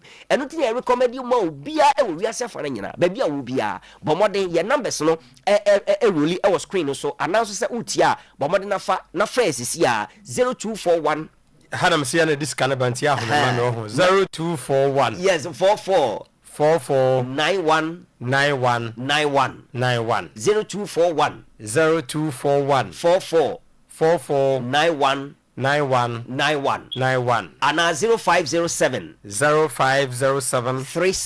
37 94 74 74 numbers ni nyina obetima send WhatsApp message ebeba wo send WhatsApp message say SMS ana WhatsApp ni nyina ebeba Kangen energy drinking water Ghana ha region bia ebi ho enti your number we dia wo fra eba office direct head office or direct eba ye delivery free delivery your cars no echo round your mo outside Kumasi and outside Ashanti region and your cars so almost your delivery within Ashanti region o dia o place order no a say wo pese wo gibi na wo ton a with as little as bear from 2000 Ghana cedis we to start Kangen water business no me chese o ba betu akwakoton asem na me kan ye wo mo omutu dodo kra sense yesan so e wo 1 liter we 1 liter bottle we 1 liter ye wo the 500 ml no so e wo ho ena eno achi yesan so ewo 19 liters o hwe squeeze back that so ya said liter no dispenser no is your 19 liter dispenser eno so ne bo no ewo fam enwuma kuo banks ebi eno ne picture na da Kangen water machine no si nchen no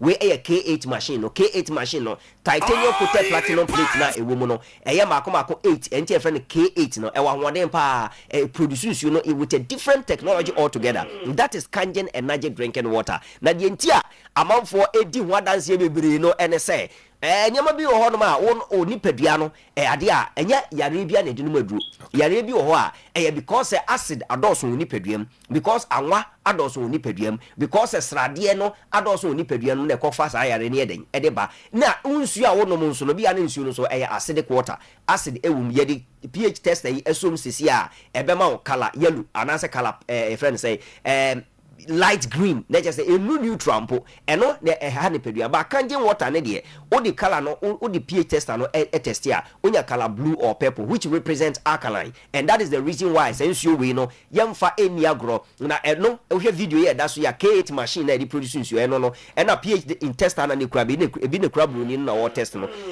one tube echo nche no ya acid water no eno ye nom but ye odi pH tester no so me ba purple no that is the alkaline water na ye so de bedwa so a ye ba beton no one good thing about Kangen water machine is all the tubes near two the number see no ya acid enti won produce Kangen water ma acid because acid no be efa eno so wo de ye no ye nom na alkaline water so na fa different side or testing. This is Kangen energy drinking water enti bomoden na testing won su a wonom na hwe na obenom a bomoden na to Kangen energy drinking water nationwide. Ghana have a bia or free our office numbers no so ye delivery weekdays weekends ni nyina ye adwuma numbers no 0241 449191 0241 449191 me say untimi nka apomuden asem na wunyi aduane mfirim untimi nka apomuden asem na wunyi nsu mfirim enti numusu papa numusu Kangen energy drinking water obeda message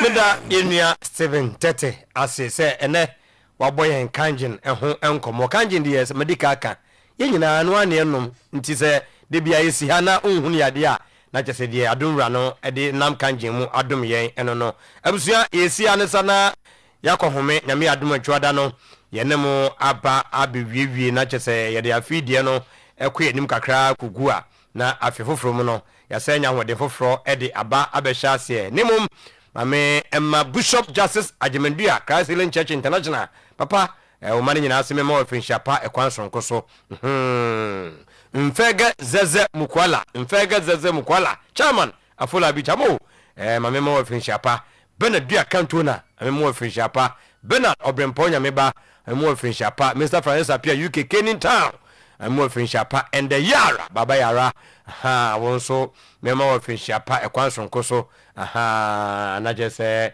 urama Frank tongo na ba wudi fo na nimu wa de bunya nyama na be gum Frank gusua na hwe Oyerepa YC obo se bitire no wa yihu kama na no so ho aye fefefe YC afare no ho YC mame enchia G Global Fashion opamsha wa tim say yes nemum de shamsi si idea eye so fabrics and sewing so fabric sewing me say bunya nyama na be gum railways ya TV show bapa so yeah na fe won design fe woto ha sai won design na obepam ne fe e de ahye won nyama nyina akonkan abusua ahyase e won awieye me de besi na adunwura no adum ye ne a yakoboy ho na dayaba abetua so ene na nka wo bebre na nka eka ni nyina mu no na nka wo bebre ana won so betuma frɛ no aka wo anya bra na wo de acheyen a lot of and a crop up ebegu achira Ibrahim Orlando a message by later. Joseph Uzwafiye